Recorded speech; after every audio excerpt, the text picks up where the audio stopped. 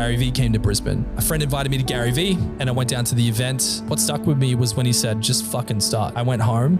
On the drive home, man, I don't know what came over me. I just was like, okay, I'm going to start an agency. Started messaging, phoning, texting, emailing everyone I knew. Within days, I had a pile of clients and I was able to start monetizing my business. You know, we were constantly living in the back of a car, setting up tent sites. I remember just waking up in just completely random environments, you know, at the age of like 3, 4, 5, 6. I did the math. I went to 38 different schools over the entirety of my youth. I bounced between foster care and being back with my mother, and I believe in energy.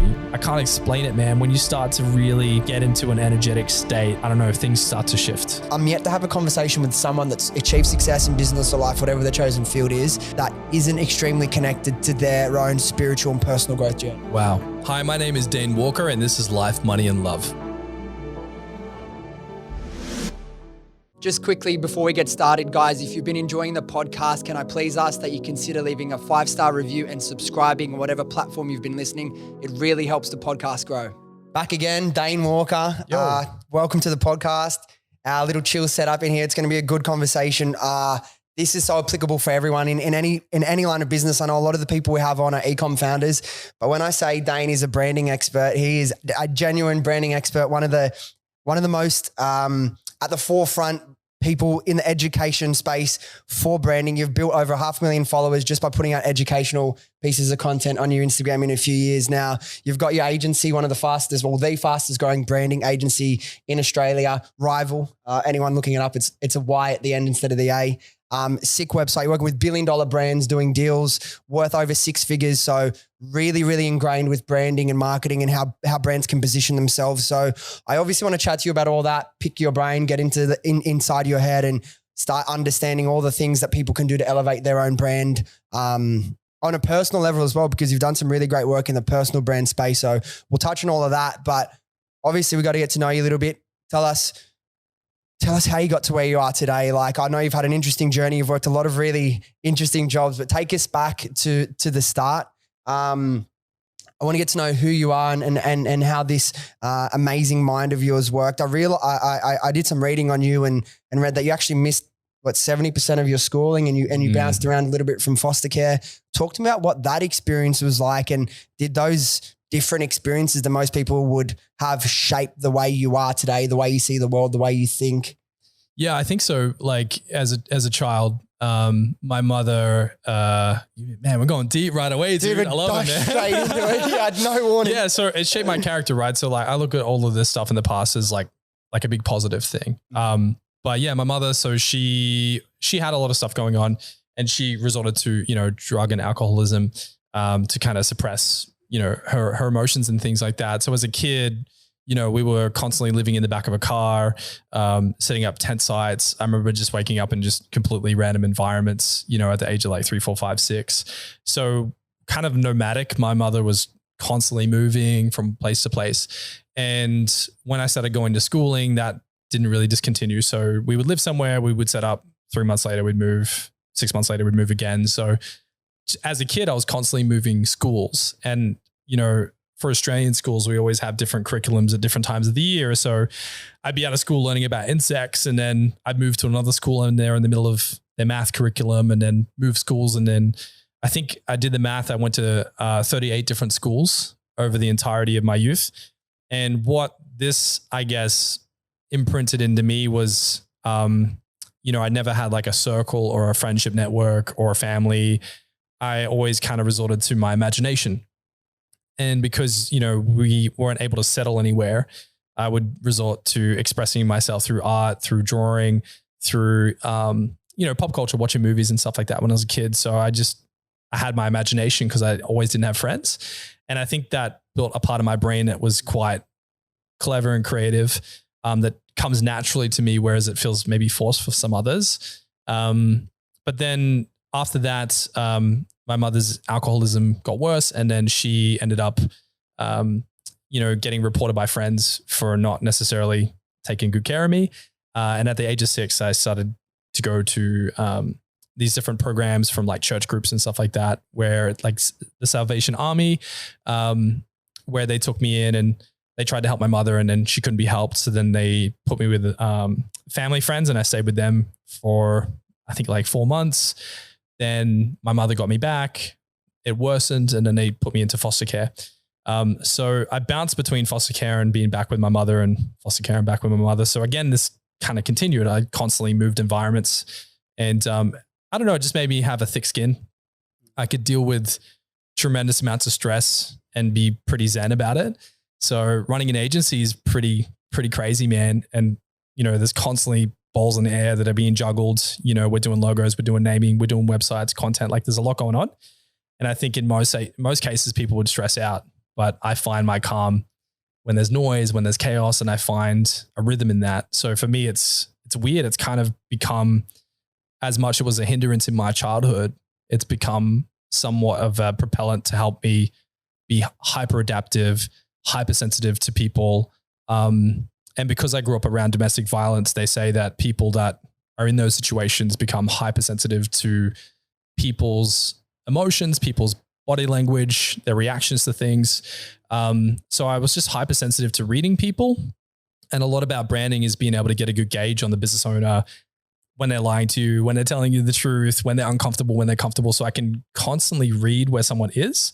And that really helps me lead them through the creative process. So again, I draw a linkage from what I currently do right back to my childhood. But yeah, being able to handle lots of stress, being able to adapt to constant change feels weirdly comfortable to me. I think that comes from my childhood.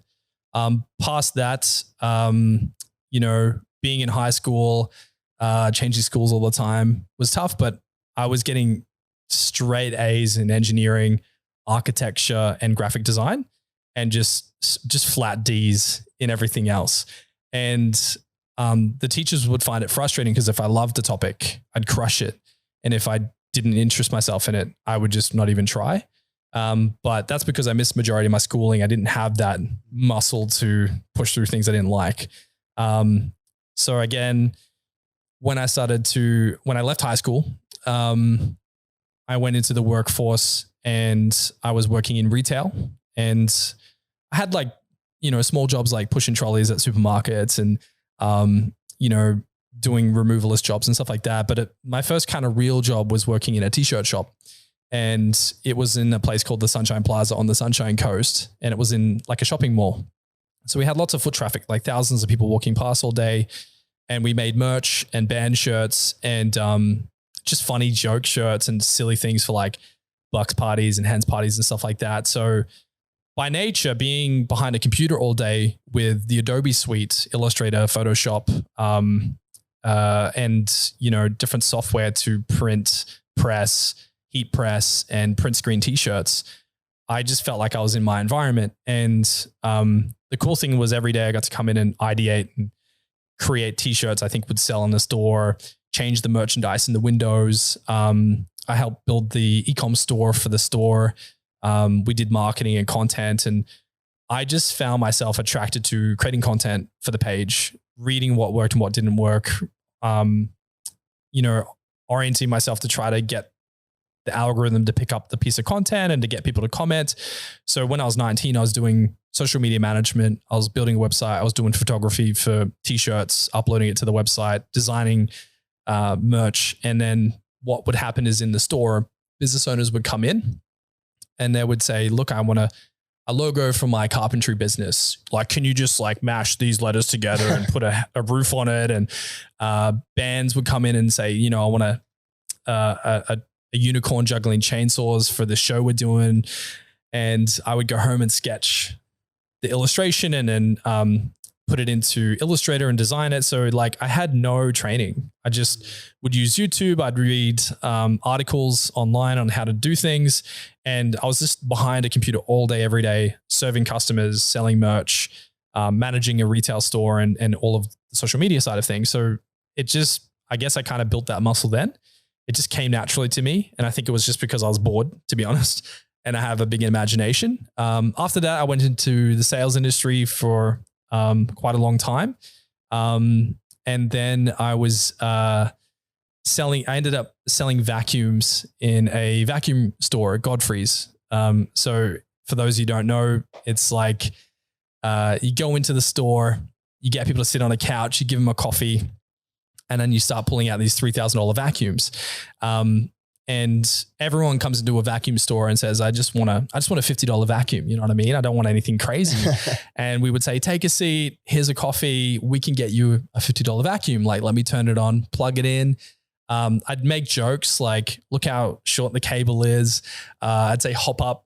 I'd sprinkle sand on the carpet and rub the sand in till you couldn't see it, like floated down into the underlays. And then you turn the suction up and then they just couldn't even use it on the carpet. And they would say, this vacuum is terrible. And we say, we know. I'd pull out a $3,000 vacuum, hand that to them. And that thing like was basically like a ballerina dancing across the carpet. It was just perfect. And they would go, oh my God, this is great. How much is it for this vacuum? And it, $2,500. It was this giant gold plated monstrosity called a Sauber.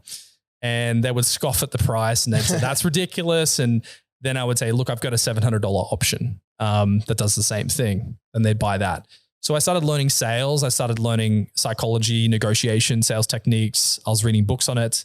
I got really good at it. And then the CEO of World Gym Australia came into the store. His name's Nathan James. He said, I've got a serious problem with puke on the mats in the gym.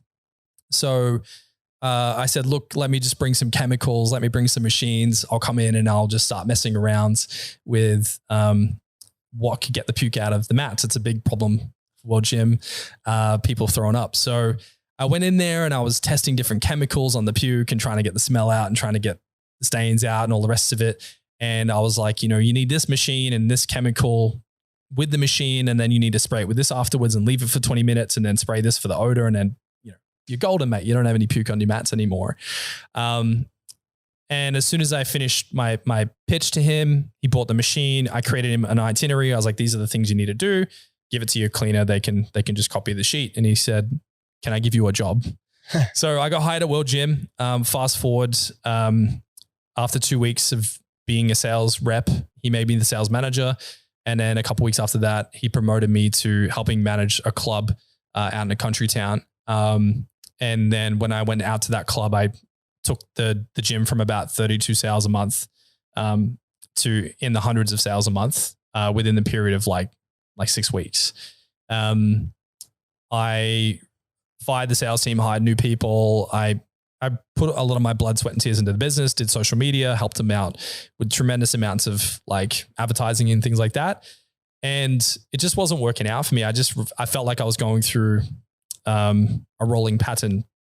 I wanted to start a business. I just didn't know what. I decided to leave the country town, came back, started working at Telstra. And while I was at Telstra, I was just thinking about what I might want to do. I stumbled upon Chris Do on YouTube. He was teaching design teaching. I just started taking his courses because it was interesting. And then GaryVee came to Brisbane.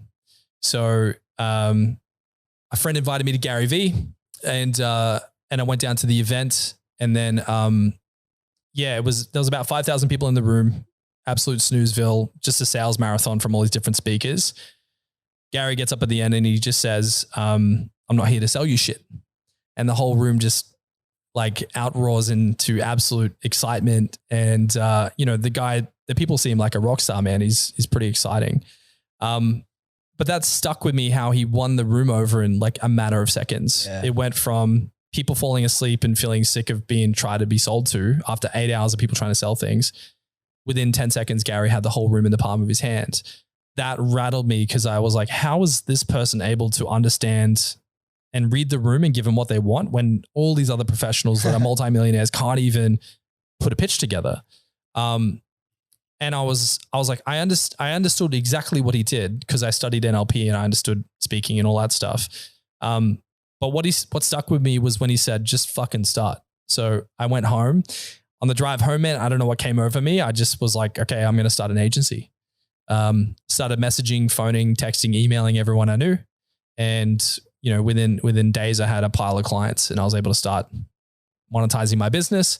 I thought I'd start teaching what I was doing. And that's when I started making content on Instagram, teaching people like this is a logo and how to use one. And I was just teaching what I was doing as I started doing it for myself.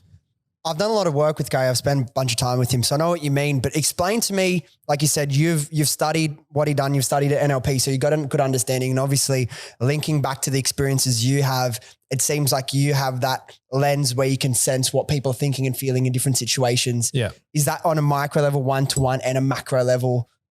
What is that thing? Because you said you understand. I don't think a lot of people do. What is that thing when someone can understand? Like, what do you feel like Gary had and people can have that makes them so tapped into to culture, to what people are thinking and feeling? I think he's got his finger on the pulse. Like he really does. From what I understand from Gary is he posts his own content. He creates his own content. Whereas a lot of CEOs I meet, because they work with us, they hire me. They say, can you make my content for me? Whereas Gary's like, I'm going to do this myself. Even if I'm crap at it, he's not terrified to just jump in and figure it out. Like he jumped into Clubhouse early. He jumped into TikTok very early, and he just starts screwing around. Like he's not afraid to make mistakes and just have fun with it. I think he genuinely loves it. And I think he genuinely loves people. Whereas, I'm not going to name names, but other people, they come across as like they have an agenda. And I 100%. Think when Gary's on stage, he didn't have a keynote presentation behind him. He just had 1-800-GARY.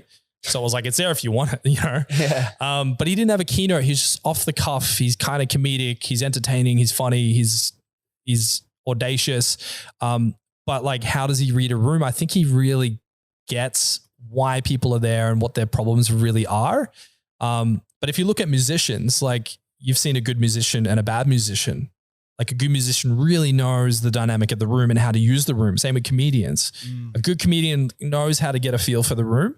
And you can be a good musician, but maybe not have that crowd aspect to you, or you don't know how to entertain an audience. So I just think he has this knack for how to use a room, which I don't see a lot of in the business space. Like one of the questions I wanted to ask you about, and you kind of started already explaining in your story, is your understanding of human psychology. Yeah. Obviously that's gone back to you as a kid. And like, as you said, being very observant and sensitive to people, their moods, their behaviors around you. Yeah. Obviously people can't go back to their childhood and expose themselves to all those sorts of things to develop that. What can people do to increase their understanding of human psychology? Because if you want to be successful in business or anything to do with marketing, branding, that space, there needs to be an understanding of that. Is there anything that people can do to help educate themselves in human psychology or become more aware of those sorts of things? That's a really good point. Like a lot of people read the big books, right? Like, biographies and like how to tactic business books. But I always encourage people like go to the basics, like read about fundamental human psychology, read about, read about like marketplace demographics, like read about the elementary stuff that's not as sexy. But what starts to happen is when you start reading into books about psychology, books about negotiation, books about human persuasion techniques, leadership, like when you start really diving into like human psychology, patterns start to emerge and you start seeing them in real life. So there's a book I read called NLP Demystified, which is a book that a lot of people don't know about. And it just talks about the history of NLP. And for those that don't know, NLP is neuro-linguistic programming, which if you're familiar with Tony Robbins or Jordan Belfort, they both are master practitioners in NLP. So a lot of Tony Robbins' methods, teachings, if you've watched I'm Not Your Guru on Netflix, just, everyone has Netflix. If you watch that, he's using NLP. He's using unconscious persuasive language patterns and habit building frameworks in his workshops to get people out of their funk. Like, when people are just in bad mindsets or they have bad internal dialogue. So I think as a young kid, I like Tony Robbins, to deal with the pain. He wanted to understand why his mother was doing what she was doing. I went on a similar journey and started reading all this material to be like, why was my mom like the way she was? And how do I also mend myself? Because I have trauma. I wanted to be stronger, more affluent, less anxious, less stressed. And I think by working on myself, I started to learn how psychology helped me. And then when you can really, truly help yourself and understand psychology for you, then it's just a matter of inverting it outwardly and going, hey, this could probably apply to the team I lead or the client that's struggling. But yeah, I just find it interesting, man. I think, not to claim that I'm an expert at psychology or anything, but I just read about it. I think it's interesting. And it's a lot of little things that you can stack together in a sales call, or a lot of little things that you could inject into your copywriting on an e-com site. So product descriptions, you can use a little bit of language in there to make it more exciting, more emotionally gripping, more tangible for someone to buy something. So yeah, like for me, I've just been able to kind of see the framework of human relationships and sales and marketing dynamics between people. And I think when you start to see the patterns of human psychology in the marketplace and what makes people buy things, what makes people click on a photo, when you start to see this stuff over a long period of time, it starts to become unconsciously easy for me. But I think it wasn't always like this. I've spent the past decade reading about this stuff. And the thing is with that as well, same as you, I'm really fascinated with it. And I think I have a natural kind of understanding of emotion and mood and what people, how something will come across to people. But the thing is about human psychology, obviously humans are so extremely nuanced, but if you zoom out a lot, we're actually pretty simple, as in we're all motivated by very similar things. We all respond differently, but in similar ways to different sort of things that we come across in our lives. So understanding of that is a really powerful tool for obviously business, which we're going to talk about, but your own personal growth, like you said. Something that I've recently gotten much more into than I used to be. And you said that phrase, and it can sound so cheesy if you're not into it, but it's like doing the work. Yeah. It's like I've always been so passionate for like the last 5, 6, 7 years about personal development, but it was always, how can I build myself up? But only recently I've realized, and going back to my childhood and looking at the things that I went through that were maybe hard or unfair or not everyone had to go through. And I'm the same as you. I genuinely have always seen it and believed it to be a positive thing because those experiences made me who I am today. And I'm really happy and proud of myself. So I don't look at it as a negative, but I've only just started looking back and reflecting on some of those things. And it's amazing how much they do shape you. I want to know not so much what like, I don't need to know like what you thought about to get to, but what does doing the work look like? How do people start understanding themselves better and what they experienced as a child, and then using that to help them accept and move on with their life? Yeah, I think like there's many methods to it. I'll just, I guess, share what helped me. So my NLP teacher, Katie, she said, look, Dain, like first thing when you get out of bed in the morning, have a journal next to your bed and just write down whatever's in your head, like anything. And I was kind of skeptical, like, what do you, like, I'm not going to write stuff down in the morning. Like, but it was weird. So the minute I woke up, like you still haven't even had, you haven't fully come to like being awake and alert. Like the second your eyes open, grab the paper, grab the pen and just start writing. And it was quite intense what I was writing down. And there's a window where you're still kind of unconscious when you're waking up, where a lot of stuff is just floating around in your head. So it's just, for me, the first step to simplify it is like, start to become aware of what your unconscious mind's talking about at all times. So for example, when you might be in a social situation and you might feel to yourself, oh, I'm uncomfortable. Well, that's your unconscious mind communicating with you, right? So those moments where you feel like, oh, this is too good to be true, or I'm uncomfortable, or I feel anxious right now. Like these are all unconscious software programs running in the back of your head, in the back of your system. You didn't engineer those pieces of software. Why are they there? And in NLP, it's usually parents and people that raised you. They imprint these pieces of software in your head, and then you just think that's a part of my system. What NLP was able to teach me was, no, someone planted that there, because when you're born, you're only born with 2 pieces of software in your head. I'm afraid of loud noises and I'm afraid of heights. That's the only 2 pieces of software you really have as a negative component in your head. Other than that, you're like, I'm hungry, I'm in pain, like whatever.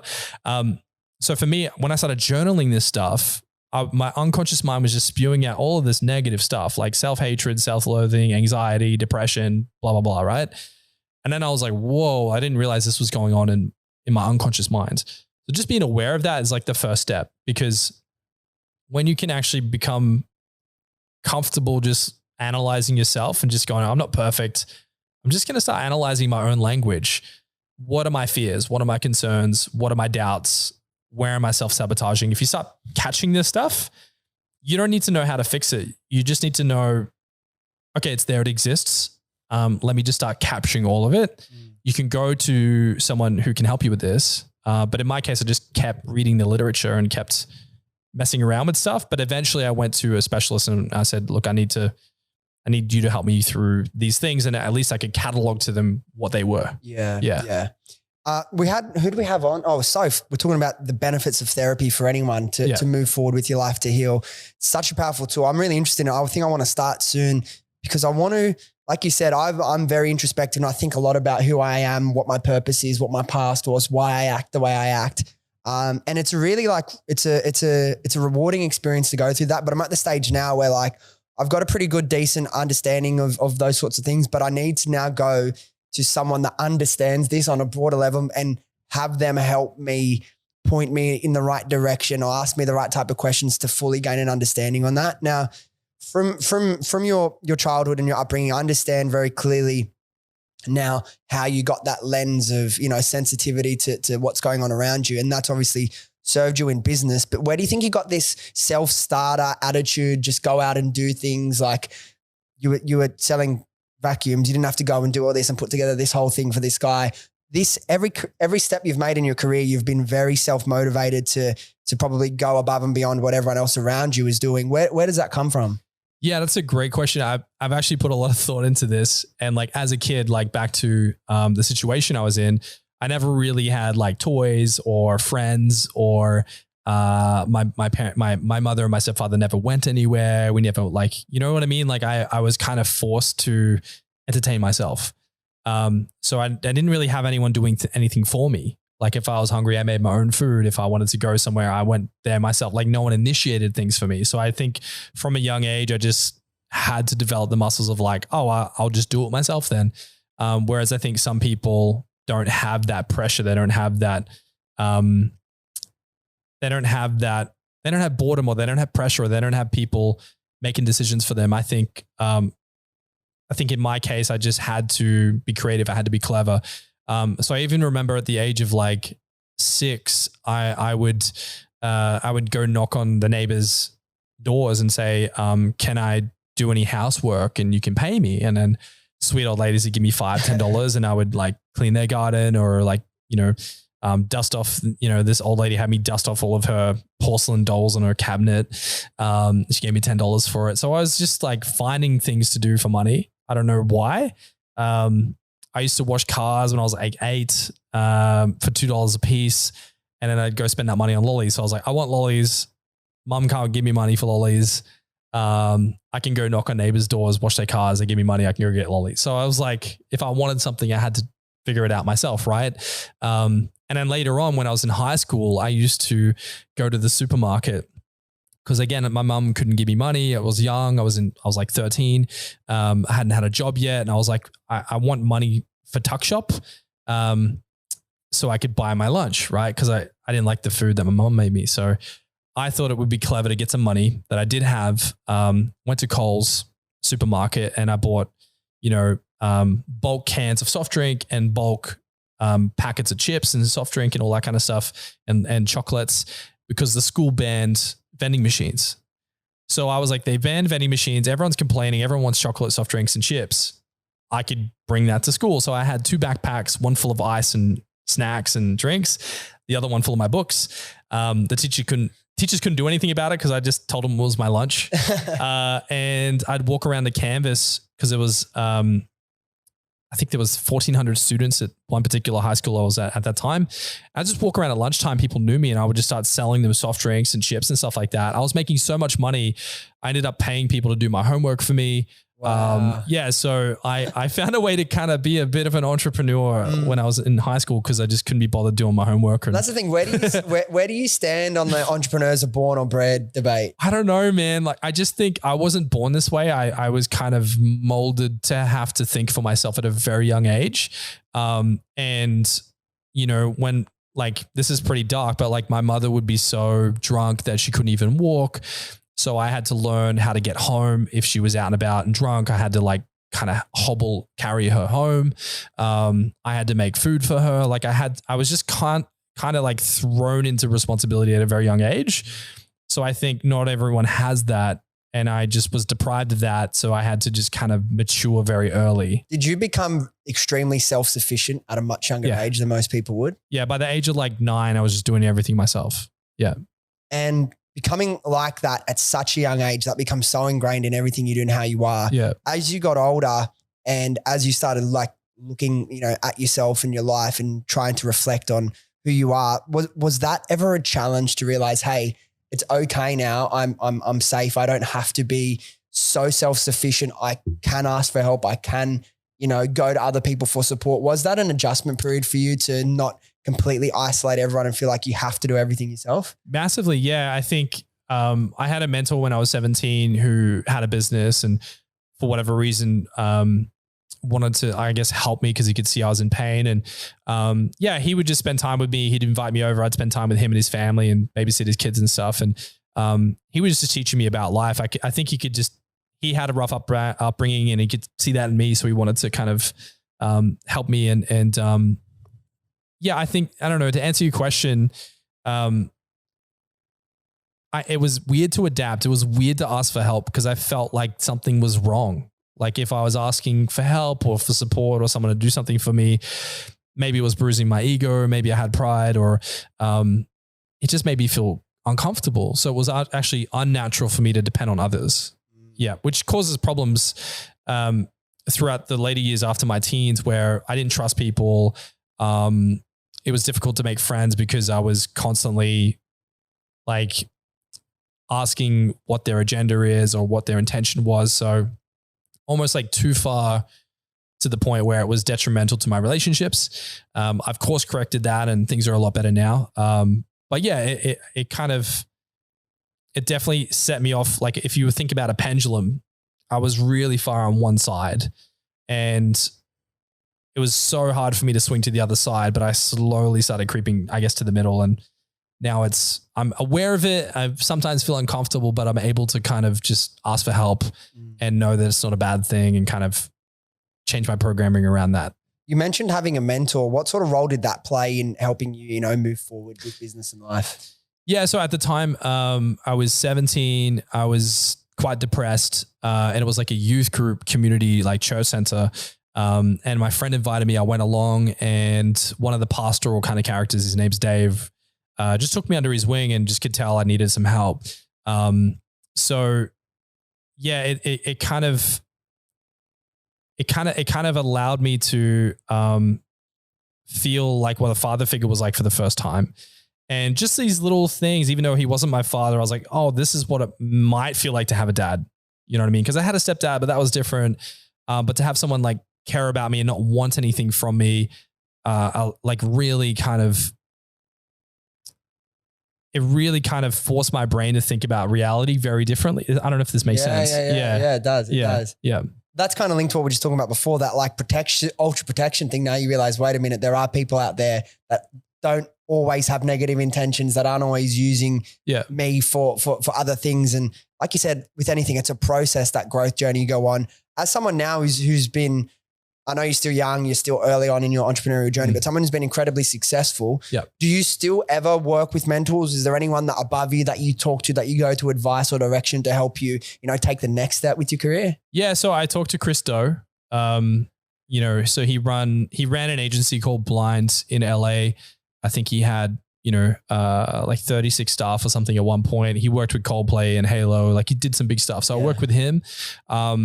It's been really good having him because he really challenges me. Like he kind of looks at me and he's like, okay, like you're still naive, you're still figuring things out. So it's really cool to have someone that's so far ahead of me on the game that they can really kind of help me adapt myself quickly.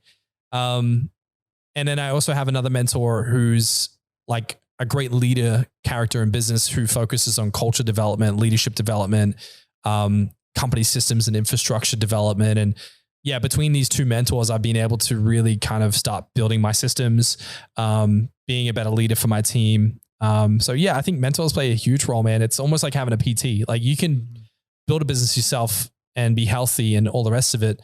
But if you're looking for that edge or you're looking for that extra layer of performance, I think having someone just to keep you accountable and to challenge you and to have the kahunas to kind of call you out on stuff because your friends and your team and your family won't, in most cases, but having a mentor you pay for, they're kind of willing to, I guess, ruffle your feathers and really push your buttons and try to get you to. Because once you've achieved like a level of success, it's really easy to get comfortable and feel like, oh, not that you know everything, you know you don't, but you just need people that see the world differently, that have different experiences. I've worked to this stage now. I do a lot of mentoring, as I was saying off air, in the e-com space, helping people build their businesses and grow them and trying to teach them what I've learned. And because I've been doing so much of that over the last couple of years, I've realized I haven't really been working with a mentor properly for a while. Like I had GaryVee for a while. I spent a lot of time with him around the world and that was really cool. But then the COVID shit happened. I was meant to go to New York. People that big, you don't like pestering and stealing times. I'm like, I just realized over the last month or two, I'm in the position now that I need to seek a new mentor as well, particularly for business. I've got a really great mentor from Kung Fu, who's head of my school. Like he teaches me obviously the martial arts, but spiritually and everything like that. I've got a mentor, but in terms of business now, thinking about where I am in life, and this is what I encourage everyone to do, figure out where you are in life and okay, what are your goals now for the next 5 years? Like where do you want to take your life? And find mentors and find people that have done things that are in the spaces that you want to go for the next 5 years of your life. So it wouldn't make sense if I had the same mentors that I wanted 10 years ago when I wanted to be a lawyer. But now changing that, it's not just e-com, it's e-com, but like media and all this awesome stuff I want to do. Finding people can help you so much. Now, I want to ask about the journey post GaryVee. Was that when you started working with the Mario yeah, guy? man. How did that happen? Yeah. I'm doing this agency. I'm going to make it happen. What happens next? Yeah. So I was working at Telstra. I was selling phones and I just, I started to, like I told you, I was texting, emailing people and saying, hey, like I want to, I would love to like do work for you. Right. And I started making the content. Because I was producing the content, I just enjoyed it so much. I was doing it every day. And this guy, Mario, who is a mortgage broker in New York, really wild character, big bushy beard, wears bright pink t-shirts and like wristbands. And he's just this burly, like hard-headed, rebellious kind of character. And he just DMs me and he's like, yo, what's up, Dain? We need to talk. And I was like, cool. And this is when I was very early days on Instagram, but I only posted maybe like 25 posts and maybe had 1,500 or 2,000 followers. And I was doing okay. I was growing in the community and getting inquiries and stuff. And this dude just came out of nowhere. And while still working my job, he calls me 11 o'clock at night and he's like, Dain, I love your shit. Like I want to do what you're doing. Can you make my content for me?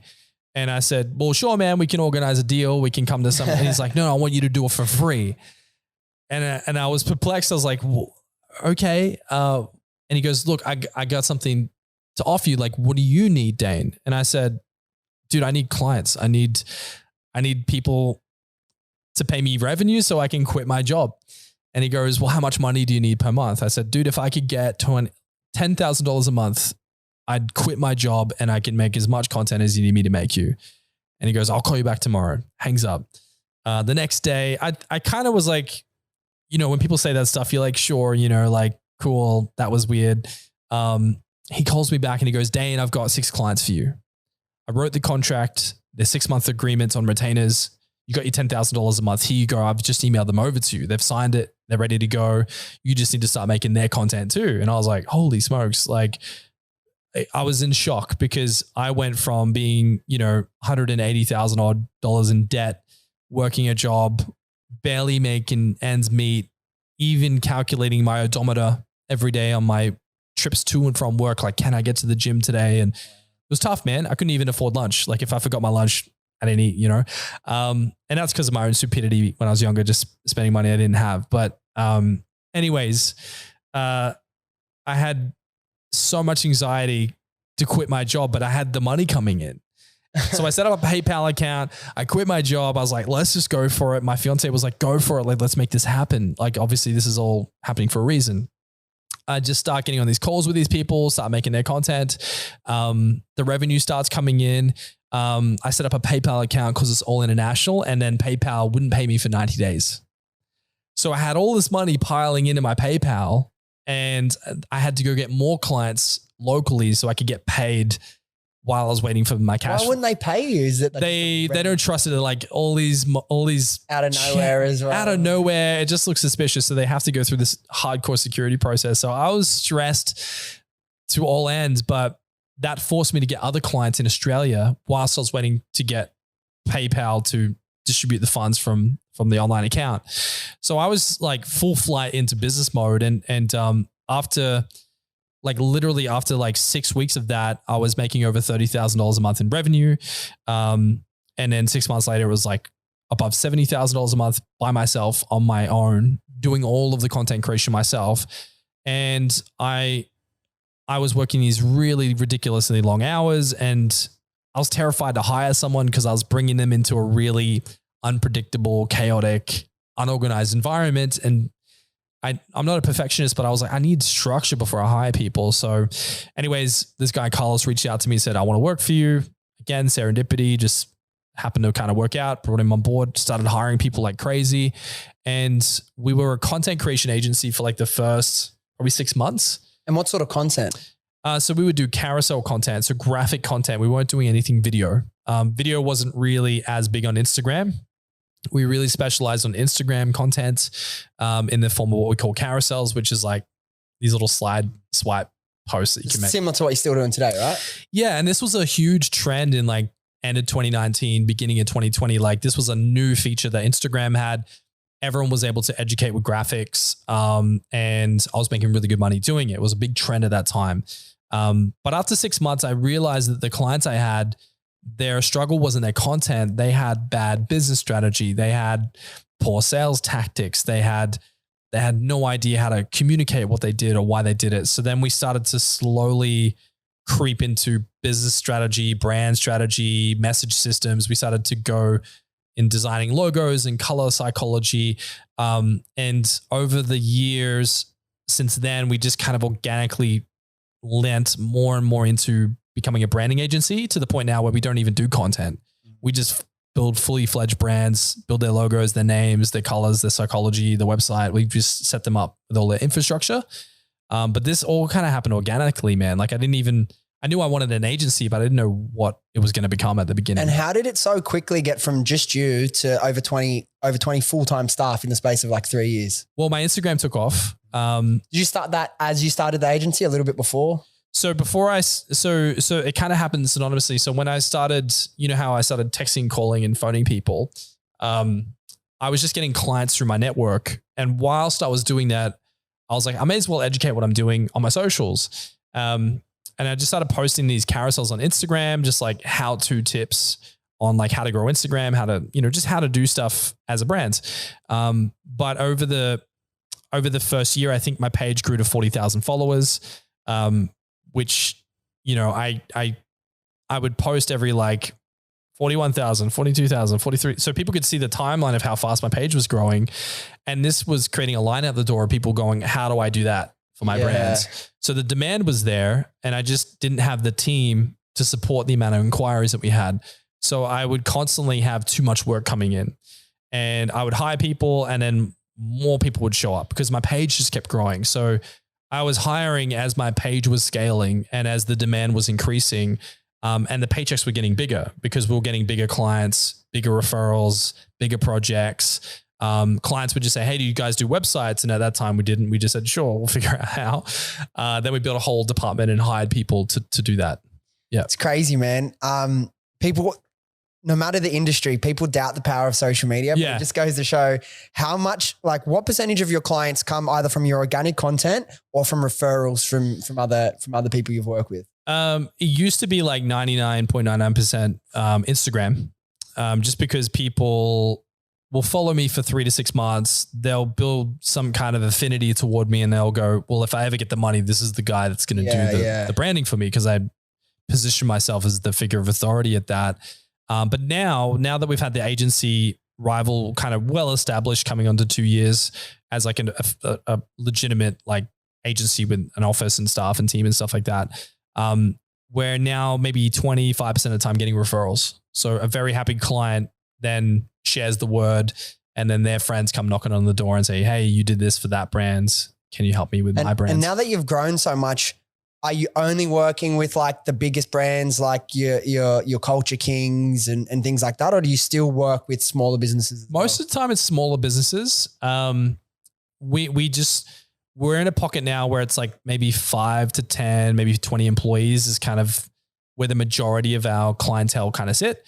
But we have a lot of startup brands. We have a lot of capital investment brands where a company's creating a product, someone's pitched it to them, they love it, they want to invest in the branding.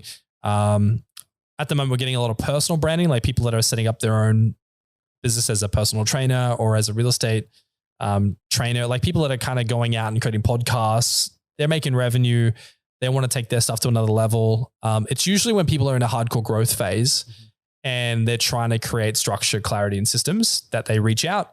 But yeah, we're talking about like just, your average business owner, like is the majority meat and potatoes of what we do. Every now and then we get a Culture Kings or a glue store or a big blue chip company. Who's been has there been any people you've worked with either with the agency or you've spoken with on stage or any brands? Like what are the pinch me moments or the pinch me brands along the way that have been like, fuck, that's pretty cool? Definitely. Like when I got a DM from Simon Beard from Culture Kings, I was like, this is not real.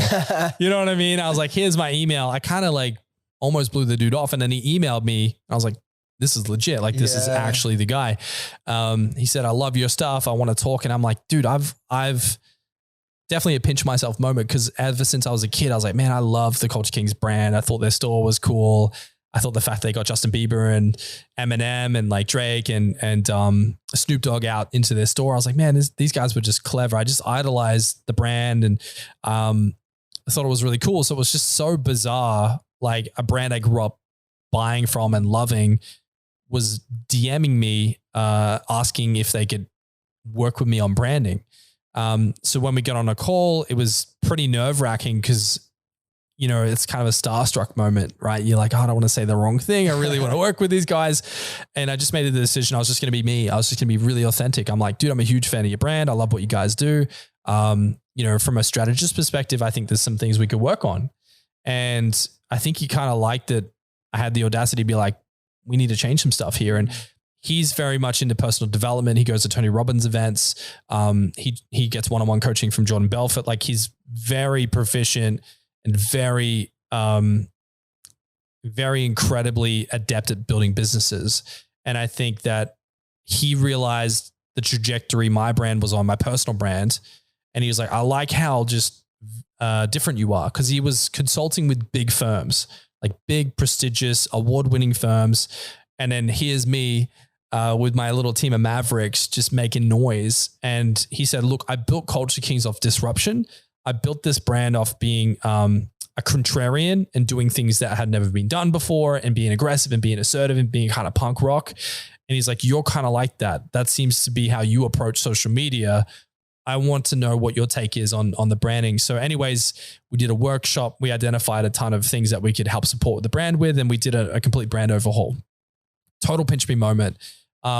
We've been in talks with Coca-Cola, Dragon Sunglasses, Casio, G-Shock, Glue Store, and some other big brands. And it's just so strange, dude. Cause 3 years ago, I was just posting on Instagram and now we're talking with these companies about the most cutting edge strategies on social media and Instagram and how they can tap into that energy and how they can utilize it for their campaigns and stuff. It's just a bit weird. And how does it feel when you take a moment and reflect of all that stuff you just said, but where you came from?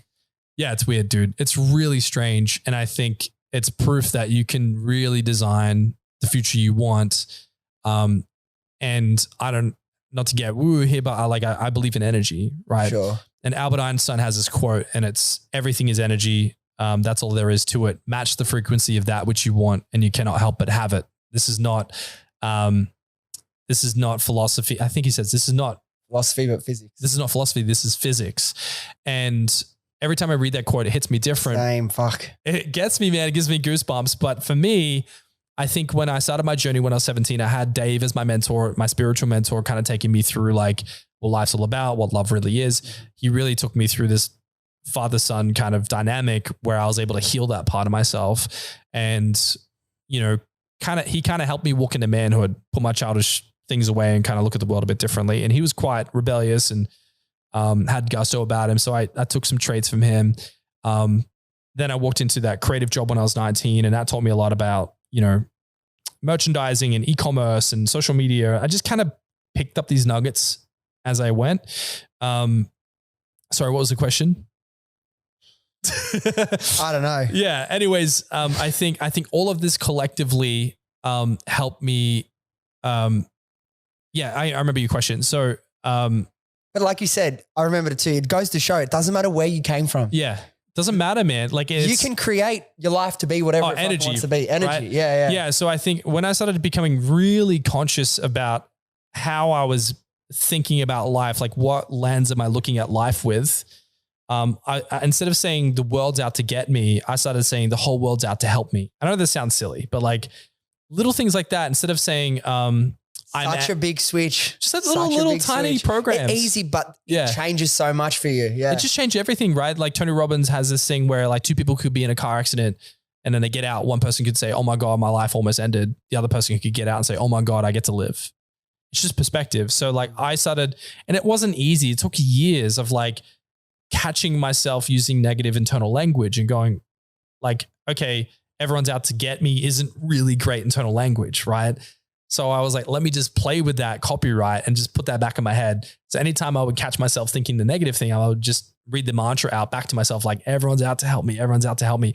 And then when you actually get a little delusional and you start looking at the world like everyone's out to help me, weird stuff starts to happen. People start wanting to help you. Mario comes out of nowhere and throws money at me. Like I can't explain it, man. When you start to really get into an energetic state, I don't know, if things start to shift. Yeah. And I say this as well when I'm having these conversations. I should stop fucking saying it. Like, this is where I know this is a bit where, first of all, the people listening to this podcast, they get it. Most of them, at least, they're going to understand what we're talking about. But what's so funny, we feel like, particularly as guys, we feel like we have to say, I know this is a bit woo-woo or whatever, but it's like, this is episode, was this 50, Joe? This is episode 50 of the podcast. Cool. And most people, if not all of them that I'm speaking to, are extremely successful in their own field, right? And I'm yet to have a conversation with someone that's achieved success in business or life, whatever their chosen field is, that isn't extremely connected to their own spiritual and personal growth journey. Wow. Yeah. It doesn't happen. I'm yet to see it. I'm sure there's some robots out there that don't, but this journey is like that you go on trying to understand yourself, improve your like aspects of your life, remove these limiting beliefs. All these things are part of the process. If you want to be successful, like a lot of people just think money's going to solve all my problems. How can I get money? And money does help. I'm not going to lie. People say, does money make you happy? I think money can do a lot of things for you and it can take away a lot of things. It doesn't do everything. But it's like, if you just start thinking about money, and you don't do any of the work on yourself, the way you see the world, your lens, that inner monologue inside your head, I haven't seen it done yet. Like people, that journey you go on is so crucial and so important to everything. So it's just awesome for me to hear your own story and how you did that and how everything's been linked now. I want to jump back for a second to when you're at the gyms, because I want to ask something, not because there's a lot of people that run gyms listening to the podcast, but I just like to hear, what were you doing differently? Like to go into couple different gyms and completely like blow up all their sales records. You're clearly doing things that the other people weren't doing, thinking outside the box. What were some of those things that you started doing, and how can people think outside the box to, make an impact? And if they want results that they never had, you clearly need to do things you've never done, right? Yeah. So I was chatting to my friend last night about this actually. And like one chapter of my story I left out was when I was 23, I did MLM, and people call it a pyramid scheme or whatever. It's technically under the Australian law of like direct sales, and it is legal. There is licenses, blah, blah, blah. Right. But, so I joined an MLM business, and this is before I worked in the gyms. So after I worked at the t-shirt shop, the reason I left the t-shirt shop was to do ACN for MLM. Mm-hmm. And, essentially what it was is someone pays you $500 to join your organization. Then they can sell your products and services. Then they get a percentage, and you get a percentage of what their percentage is. And they would sell mobile phones. They would sell phone plans. So we were partnered with Vodafone and Optus and Telstra on like all of the infrastructure stuff. So we're selling technology. And in the period of 2 years, I recruited over 2,600 people into my organization myself. 2,600? 2,600 people I recruited in 2 years myself. So you would have done all right. I did all right. I did really well. And this is why I racked up the debt, because I was like trying to live this flashy, look at me go, look at my car and my suits lifestyle, expecting that money would never run out. But stupid young me, being 24 at the time, traveling all over Australia, speaking on stages. So I learned how to speak on stages. I learned how to run events. I learned how to do phone conferencing, all when I was 24. So this is going back, I'm turning 33 this year in August.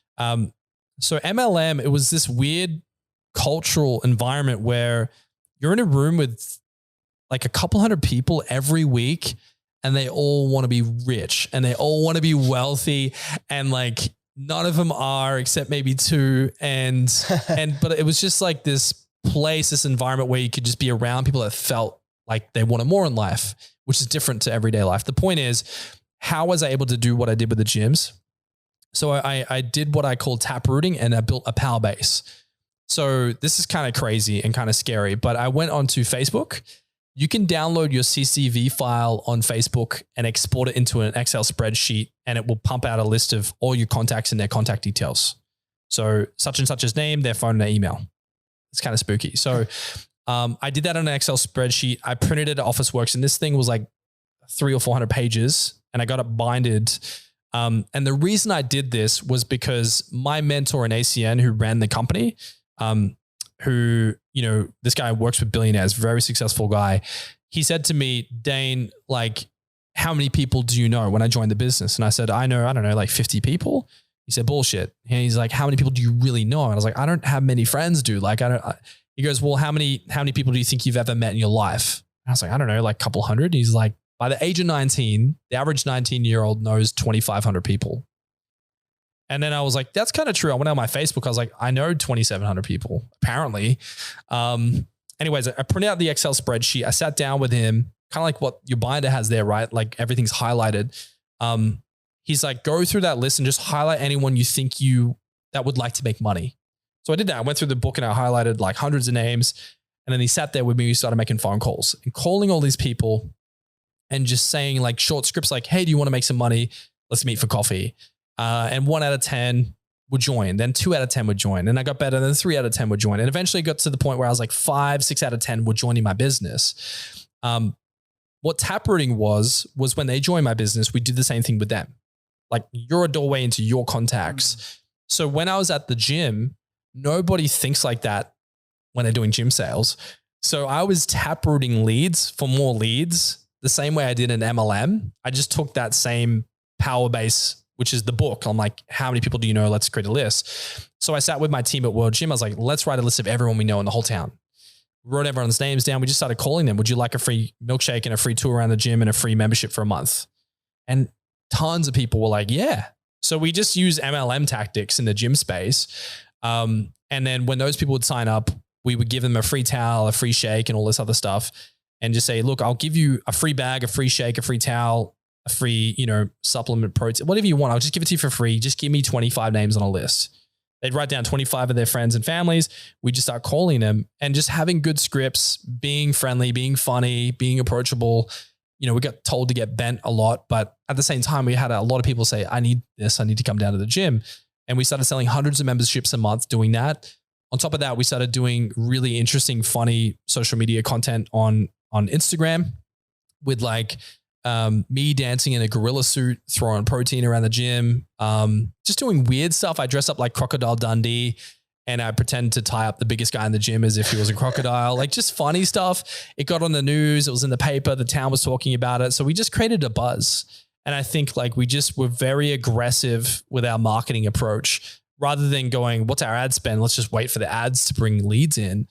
I was like, how do we proactively go out and create a power base? How do we build our own network and then tap into that network, taprooting, to get people to want to just know about us? They might say no, but do they know about you? Do they know what your offer is? That's the same principle I used to building my agency. The first week I started building my agency, I just went through that list again. I started, do you need a logo? Do you need a business card? Like, what do you need? So I just highlighted all the business owners on my list and started calling them out of the blue. hadn't talked to them in maybe 6-7 years, doesn't matter. Like, hey, what's up? It's Dain. I haven't seen you in years, man. How you doing? Saw a photo of your kids on social media. Congratulations on the wedding. Look, this is out of the blue. This is weird. Can you do me a favor? Sure, man. I started an agency. I'm selling logos, business cards, posters. Like, do you need anything? Yeah, I hate my logo. How much for a new logo? A couple $100. Cool, let's do it. So it's just no one really does that old school, like phone call, door knocking. It's just pure hustle. It's pure hustle. It's like, I don't have the reach on social media, so I'm going to go use these other tactics. And I think in my case, I was using social media tactics and power-based taprooting tactics with my clients. And I was kind of hitting them from both angles. And that's why we were able to have such explosive growth with Rivyl, was because we were being extremely clever with our networking capabilities, scripts and skills, but then also being extremely clever on social media. And then there's just a two-edged sword. We're just hitting it on both sides. Look, I love that, but I'm telling you, most people, and that's why you were successful, won't go and pick up the phone and start cold calling. They're terrified. Terrifying. Yeah. What were you like when you first started? Did you hate it? Were you comfortable? Hated it. How do you get comfortable with that? Because I've done cold calling for a while. Yeah. Probably like a year and a half. Yeah. Fucking hated it. You have to play games. So like the way I got around it was, my mentor was really funny about it. He told me a story about how in Johannesburg, he introduced pantyhose like back in the late 70s. Pantyhose weren't a thing in Johannesburg apparently. And he went to Europe and he bought like a truckload of pantyhose, took them to Johannesburg and just started knocking on offices and just saying, hey ladies, do you want pantyhose? And they're like, what are pantyhose? And he just started handing them out. But he told me, he's like, Dain, I used to do 280 phone calls a day. He's like, I would just call businesses, asking them if they want a pantyhose. And he's like this grown ass masculine man.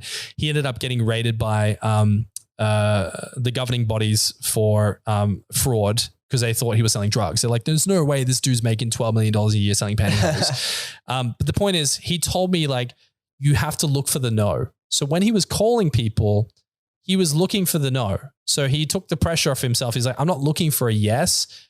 I'm just canvassing how many people want to say no. And he's like, you just got to have fun. Like you have to have fun. You just have to remember that they're going to forget about it 2 minutes after the phone call. You're not ruining their day.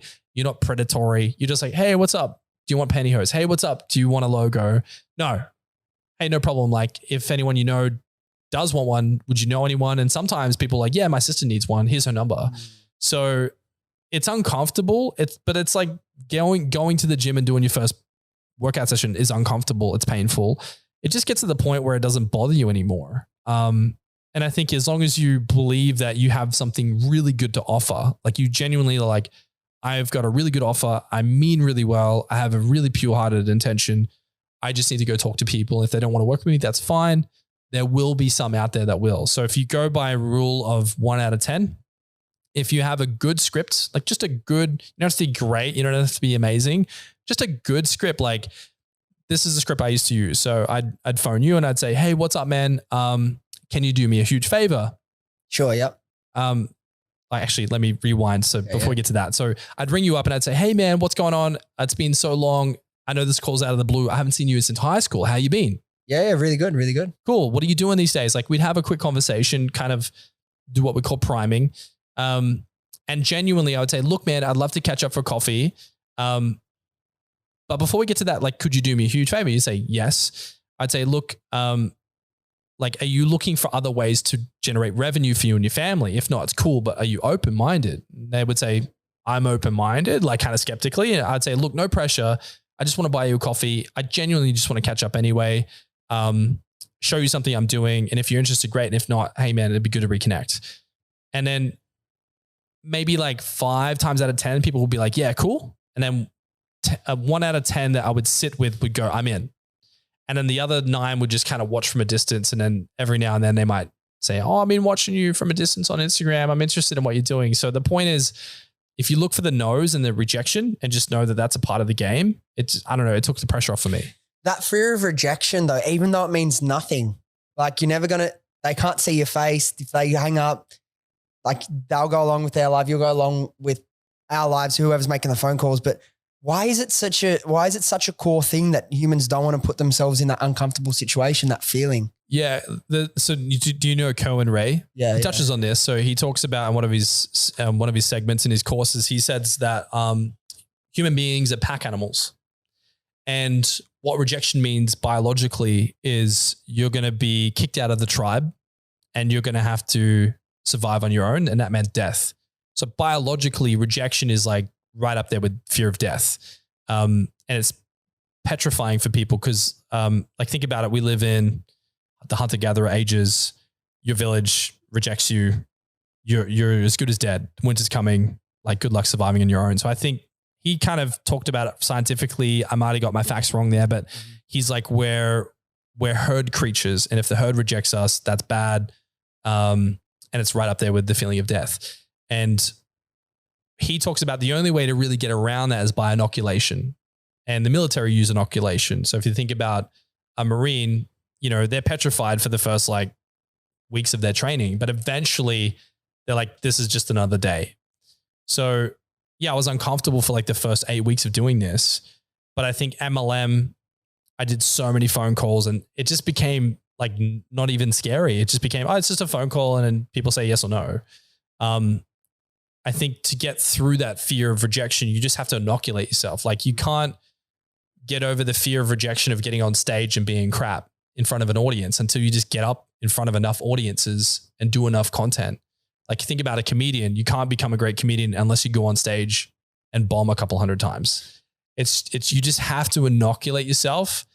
And then eventually it's human nature to be adaptive and just the fear kind of goes away and it doesn't become a thing of rejection anymore. So there's like two parts to it. There's that you got to face the fears head on. You actually got to try these things because you're not going to get over something that makes you scared or uncomfortable without actually trying. But I think as well, what you could use on this is like, in a way, when we're talking about the rejection piece, it's so much further like down the line from even our childhood. And you know how we like got to rewire these subconscious things that happen in our childhood. This ultra fear of rejection to the extent of any little bit of rejection we blow up and want to avoid, that's hundreds of thousands of years ago or tens of thousands of years ago. It's also understanding that and then being able to like, once you gain an understanding of something, it's such a powerful step in being able to overcome it. Yeah. So if you can understand that it's fine, like nothing's going to change. No one's going to think differently of you. And then pair that with like the mentality of looking for the no. Or like a lot of people that I hear are really successful that are in sales. It's not even about like, oh, I'm going to do calls until I get 3 yeses today. I'm just going to do 50 phone calls. Yeah. It doesn't matter. I'm just going to do 50 phone calls, whatever happens from that. And that takes the pressure off it. And it seems from all the people that I've talked to that have had success in these sorts of industries, that actually breeds more success because you're not over analyzing, you're not putting so much pressure on the conversation. Yeah. You're able to show up and just have a conversation rather than, oh, I really need to get you to do this thing. You know what I mean? Yeah. It's like, so Simon Beard, who runs Culture Kings, has this really cool method. I think it's Jordan Belfort's teaching. I don't know where he got this from, but he shared it with me and I love it. And he's like, we approach everything with high warmth and high confidence. So when he's training staff at Culture Kings, he's like, approach clients with high warmth, be very warm, like just genuinely caring and interested in who that person is. Match their energy. If they're timid and quiet, be like timid and quiet. If they're loud and robust, be loud and robust. If they're clever and funny, be clever and funny. Like match their energy, be confident about it, and then be really warm. So when I was making these phone calls, I was naturally doing that. I was like, just be warm and friendly and be genuine. Like just don't think about that person as a dollar sign. They're a human being. You have something cool that's interesting, and you're just like, hey, do you want to trade? Do you want to trade some money and time for this thing that we're doing? I'll train you the thing. It's a trade. It's not, you're not getting something from them. You're like, hey, like, do you want to swap baseball cards? You want to swap Pokemon cards? Like, it's just this exchange and you're just trying to pique people to see if they're interested. But if you approach that with a warm, welcoming heart and you're genuine, but confident about it, it doesn't come natural. But over time, like through inoculation, it can feel natural. But I think it's so important that people approach it with a good heart, like a pure heart, with the intention to help, because people can pick up even in the tone of your voice over a phone, how you feel. So when I worked at UE Insurance, I was a phone salesman at UE Insurance after I did the MLM thing. And one of the things that they would train us is when you're on a phone, stand up and smile. And we were like, that's stupid. But then you stand up and smile, you look at your stats and they're better than the 10 previous calls. You're like, what's happening here? Well, body posture, facial expression, everything feeds into your tone in the voice. And people are trained to pick up on that phonetically. And if they can tell you being genuine, you're in a good place. You know, people that have good wit will actually pick up on that and go, oh, I'm not threatened. I got nothing to be skeptical of. So even the tone of your voice can calm someone down and make them feel like you're being genuine. And that's all happening to them on a subconscious level. They're not very even unconsciously. about it, you know what I mean? Very unconsciously, yes. And I think the reason why I look back at my time in sales and think, fuck, that was a shit job, is because I didn't believe in what I was selling. And that's the biggest thing. Like my first job, we worked for a media company where our job was to partner with large media companies like your News Corps, your Fairfax, and sell unsold, that their internal sales teams couldn't sell that ad space. So things like radio, or a lot of it was newspaper, and you'd have to call, I don't know, I don't even want to sell these small businesses. Yeah. Newspaper, like little newspaper, like no one fucking reads. If you're not congruent with it, you'll never feel right about it. Exactly. But then before I left there, I moved into the Facebook team because I just started that. And when it was, okay, now teaching business how to use social media and Facebook, everyone's numbers were so much better because they were talking about a product that they really believed in. And that's so fucking important. Like, and that just goes back to intention and your values as a human being, right? Like the wrong way to go about it, like, is just money over everything else. Like if you don't care, or you don't about the other person, you don't believe in what you're selling, you might be successful for a little bit, but again, I don't know if you believe in karma, but somehow it always tends to come back and even out later. Always does. Yeah. You're exchanging energy, right? Like you're like, I got energy. I'm doing energetic things. You got energy. Let's just swap, you know, you value my energy more than I value the money. You value the products. Like, let's just swap. I think, it's so important that when you do that energy exchange, you have the good intention to look after and care for that client. So like we have a rule at Rivyl, when we work with a client, our belief system as our brand DNA is we are in the business of soul crafting. We don't just make brands. We're crafting a soul and a spirit to their company. We're going to give their company life. Like they have a Frankenstein that's on the table and dead. We're going to bring that thing to life. You know, we're going to animate it. We're going to create character and charisma and charm. And we're going to put culture in their workplace that makes it better for their employees. Like you'd be shocked how many times we've done a rebrand and then their whole organization comes back to life. And then the CEOs are like, we don't know what's going on. People are buzzing just because we changed the paint color on the wall and we get a logo that's lit up out the front now. Like people just feel different about it. It's almost like the company gets a new outfit and everyone's a bit more confident with the outfit. But yeah, it's interesting, man. Like the whole idea of energy, it's a weird one, but like, I genuinely think that if you approach people with a pure heart and you are trying to genuinely help them, it's not always going to work. It's not like a tactic, but it's just people will pick up on it unconsciously that you're coming from a good place. 100% agree. Yeah. Now I want to ask you one last question before we move into just some branding, like a bit of a branding masterclass. Just a few questions, dive deep about branding before we let you go. But the question I wanted to ask is about what you said before.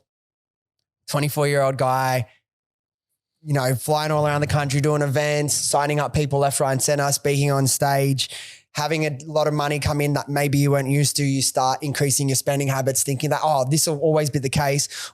What was going through your head? Like, because I know a lot of we're pretty actually evenly split between guys and females and males and whatever you are that listen to the podcast. And I know there's a lot of e-com guys, the young ones particularly, that they'll set up their first drop shipping store and all of a sudden they're making 10, 20K a month and they're buying the fancy watches and cars, and then that all goes away and then they're fucking massive credit card debt. Their confidence is shot because they created this facade and they started believing it. When the money went away, they were like, shit, what do? I have to hide because I've created this bullshit, character. How did that happen for you? Laughing? Maybe it's a similar sort of experience. Yeah, I went through that. Yeah. What motivates you to make those decisions, and what made you realize, fuck, no, this isn't right? Are you talking about like when I did MLM and I did that? Or when you did that, yeah. Like what did I go through? Yeah, like what's motivating you to like just spend all the money and, the fancy cars and that sort of stuff? At that point, yeah. Yeah, so like I think because in MLM it's kind of like it's all about like being the proof. And like in hindsight, looking back on this, like at that point in time, I was kind of naive to business and you're kind of indoctrinated into the system.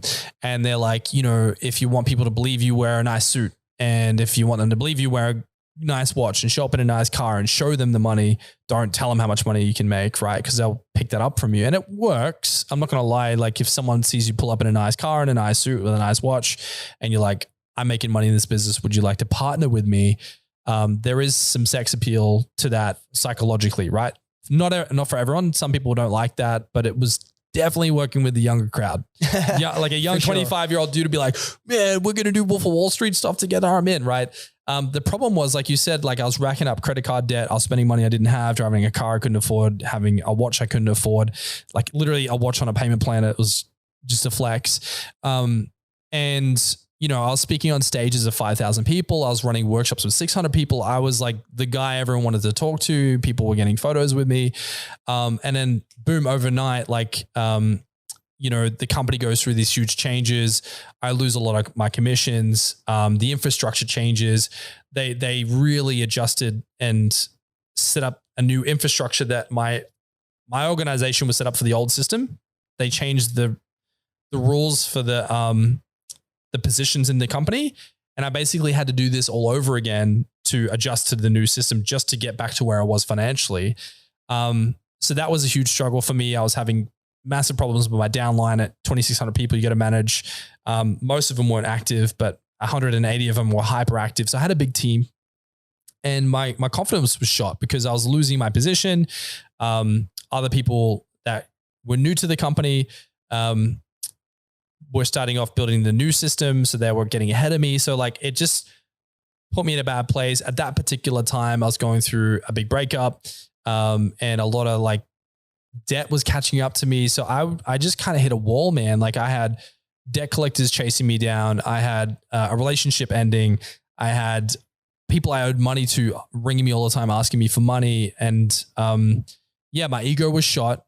I didn't have money. I didn't know how to solve the problem. So I kind of became like a hermit emotionally. I went into depression. It was difficult for me to come to grips with what had happened. And the best thing about that was it forced me to go back into employment. And this was like the bone crushing moment of my story, was going from being the guy at the event and at the conference, traveling, the company's paying for things, people having this reverence perception for me, to selling vacuums. No one caring about me at all, not being able to share my passion, share my vision for things, and just being absolutely completely humbled. Like that was the best thing. Like my ego was so big, man. I had to walk through doors like with my head sideways. Like it was the most humbling, down to earth, bone crushing experience. And it helped me realize how all that bullshit was fake and it wasn't really serving me. And I completely shifted my dynamics of like what business was, what it meant. And the good thing was all the lessons I learned from the success I had in MLM, I took it into the gym. I took it into my agency. And I just approached business with almost like half of an MLM brain. But to bring this to a point, I think the biggest lesson for me was like realizing that when you're making money and you have momentum, rather than taking money out of that system and spending it on things, put the money back in the system. Money like structure. And if you're bleeding money from your business, nothing, I don't know what the energy is, but like when that's happening for whatever reason, everyone that's ever done that, all the e-com business owners I know that blew up in 2020 and that collapsed in 2022, they went through this roller. They were spending too much money instead of reinvesting into stock, reinvesting into new products, reinvesting into marketing, into SEO. Like a lot of the clients I had that went bust, they could have survived if they weren't paying for the holidays, if they weren't trying to put their business on autopilot.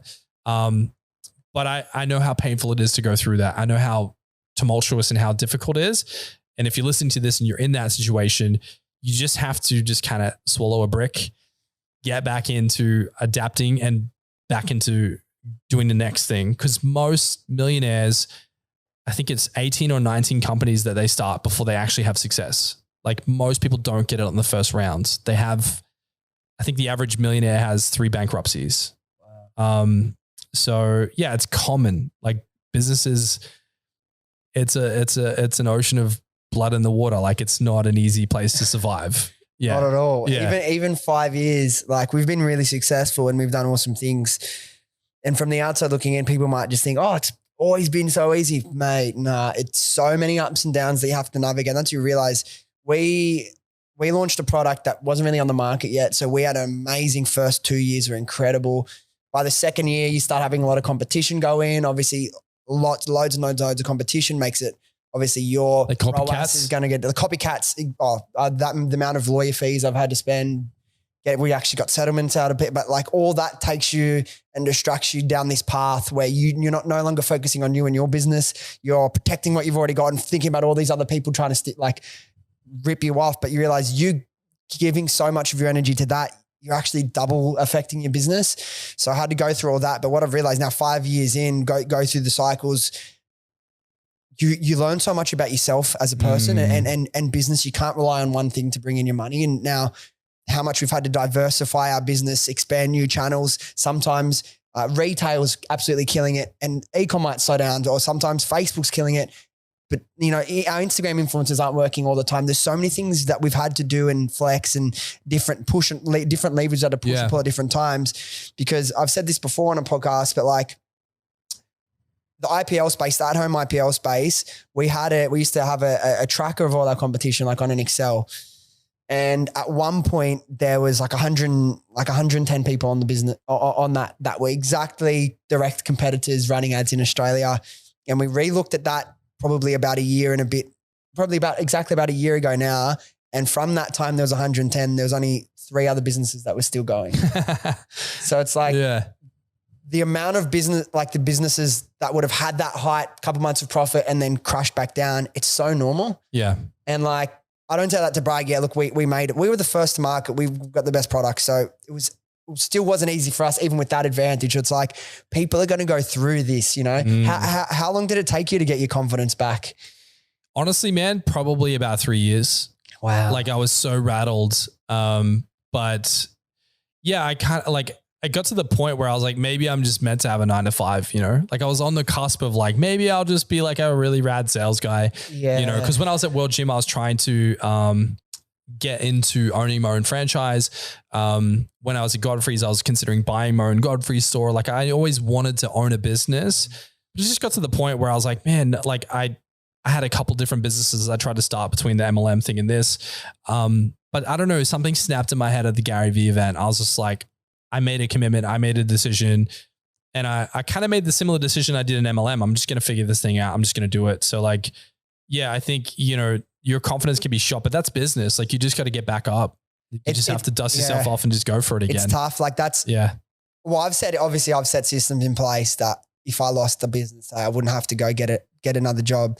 But like, that's the biggest reality hit for so many people, particularly because everyone's young. Like some people are young in e-com. They think I'm never going to have a job again, and having to go do that is really tough to face. Sucks, man. Especially when you're in debt and you're like, every cent you earn in that job is just going straight into debt. So humbly. It's so funny. I think I even said it on the podcast sometime in the last couple of weeks. I said exactly what you said. I've never heard anyone say that before as well. It's like, I have the gene where I can't put up with things that I want to do. I can't do them. Can't do it, man. So I lasted a couple months at uni. I'm like, fuck, I'm not doing it. I barely made it through school. Oh, I did really well in school, but I did everything last. Why do you think you had that rebellious streak in you as well? Fuck, man. Good. It's a good question. Like my childhood, I grew up with my mum and my grandparents, which was amazing. I didn't actually meet my dad till I was 15. So I grew up with my mum and my grandparents until I was 5. The like spoiled, like you wouldn't believe, center of attention. So like I had that taste of what it's like to have everything like you want and everything good and supportive. And then I moved with my mum into place with like my stepdad, and then it was just meant to be us. And this is all stuff I found out recently because I started asking questions about all this to my mum. Just meant to be us, and then he had much older kids than me from a previous marriage, and shit went on with their mum. So it was meant to be just me, my mum, and my stepdad. And then a couple months into that, 3 older siblings came in that I had no idea who they were. They were strangers. I felt alone. Like I was bottom of like, I wasn't, but I felt like I'm now bottom of the food chain because like they're all related. They all know each other. And then I had my brother. He was part of that family, and it was just me. Like I was related connected to my mum, but only that. So like I had that feeling of what it's like to have what you want and the feeling to not. And I was just like, I'm going to make my life that I just can do whatever I want as much as I can. Yeah. So it's almost like you were the apple of your family's eye. Yeah. Then all of a sudden that completely inverted. Yeah. Like, that and sucked, man. How old were you when that happened? I was 5. Wow. That's pretty young. So like I had to become really self-sufficient as well for a long time. And I was always really good at school. Like I would very mature at school for my age and did really well, but only recently getting into a serious relationship, you start realizing that character that I created for myself, this person that won't take no for an answer, that will get shit done, that doesn't need anyone. It was great and it had served me amazingly to that point. Yeah. But then it's like, you get to a certain point and it's like that, although it's got me to where I am, it's actually stopping me in other areas of life. And I need to think about that and reflect about that and allow myself to work to that so I can open up more, you know, and not open up as in like share things, as in like truly emotionally let someone in.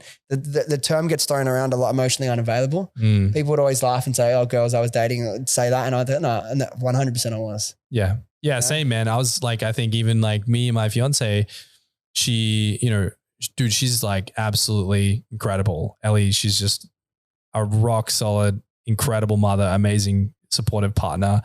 And, you know, we fell in love but I was not fully emotionally available. And the best thing we did was we did NLP together.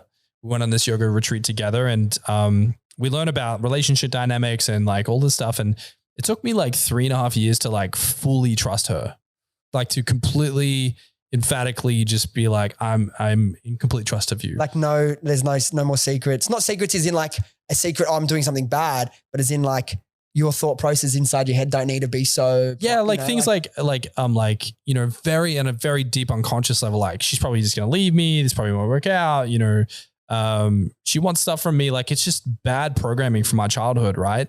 And I carried this into our relationship and it took me 3.5 years to like really work on it. I was aware of it by year 2, by year 2.5, I was like, okay, I got to do something about this. And then it took like a year after that point to really work on it. And the cool thing is we have open conversations about it. I was very honest with her about it. And, but yeah, now she's just like, you know, we're closer than ever, but she was the first person that kind of I allowed to get that close to me and it took years. And then I realized like, oh my God, I'm doing this with my friends. I'm doing this with my associates. And then I started doing it with a couple of friends. And then I realized I'm like, what would happen if I just did this with my employees? Like if I just fully let my hair down with my employees and then my relationship with my team just went to another level. And I was like, man, this whole time I've deprived myself of like beautiful relationships just because I'm like, people could hurt me, you know? The protection mechanism. Yeah. We've all got it to different extents. You know what I mean? The best thing I ever did was just like, let it go. Like just completely just go like, so what if someone hurts me? Like if they do, whatever, you know, it's part of life. No big deal. Yeah. All right. Let's jump into the branding stuff. Yeah. Because we could talk about all that for another hour. But branding, obviously to some people that might not fully understand it, they might think branding is just a logo and a color palette. You know what I mean? Some words, phrases, whatever, but it's obviously so much more than that. What type of questions do brands have to ask themselves and think about when you're in a branding workshop? You know what I mean? When you're trying to figure out not just the colors in the logo, like the things underneath the brand, the things that really make the brand. What sort of questions do people need to ask themselves when crafting their true brand identity? Yeah, great question. Like for me, the first thing is like, what is the crux of the issue you're solving? Like really solving, like for example, Elon Musk, an example of what a crux is. There's a great book about it, but I think it's called The Crux if anyone wants to read it. But he was looking at NASA and he's like, you're launching these $1 billion crafts into space, blowing them up and exploding them into the ocean. Like what a waste of money. So he's like, the crux of the issue is you don't have enough fuel to return. So what would it look like if you did take enough fuel, flip the rocket upside down and actually land it? Like that would be the crux of you solving a problem. When you're looking at your marketplace, if you're an e-commerce, for example, and you're selling a product, like what is the crux of the problem you're solving for your user, for the person who's going to your online store? Like in this case, like what is the crux of this issue? Like, could you? For with us, it was how expensive and inconvenient laser hair removal was. Okay. You know, they got to book in to go to their clinic. Yeah. very expensive, $200 a time. Yeah. You got to go back once a month for 8 to 12 months. Yep. You got to have people that don't know up. It's a rigorous exercise. Yeah. It was just inconvenient and expensive essentially. And you're bringing that into someone's home. Exactly. So it's like, okay, once you have that, rad, we've got that. Who's the market? Who the hell's going to buy this? So in your case, like who's the target demo? Well, it is quite broad. Females, honestly, from I would say broadly from 18 to 40, but the ones that we've responded to best was 24 to 34. Okay, cool. Is there a specific type of woman? No. Like we've done branding workshops and stuff. It's like we have a couple of different, personas that would go after. But like you got a cluster of personas, right? Yeah. So you would know for sure which ones of them would buy at what percentage. Blah, blah, blah. Like you would target them with ads, right? Yeah. Yeah. So we know the crux. Mm-hmm. We know the cluster of target consumers. Some products have a lot. Culture Kings has huge amounts of product SKUs. Other brands and e-com might just have one. They might, sell golf balls or whatever, right? So you have to know who the market is.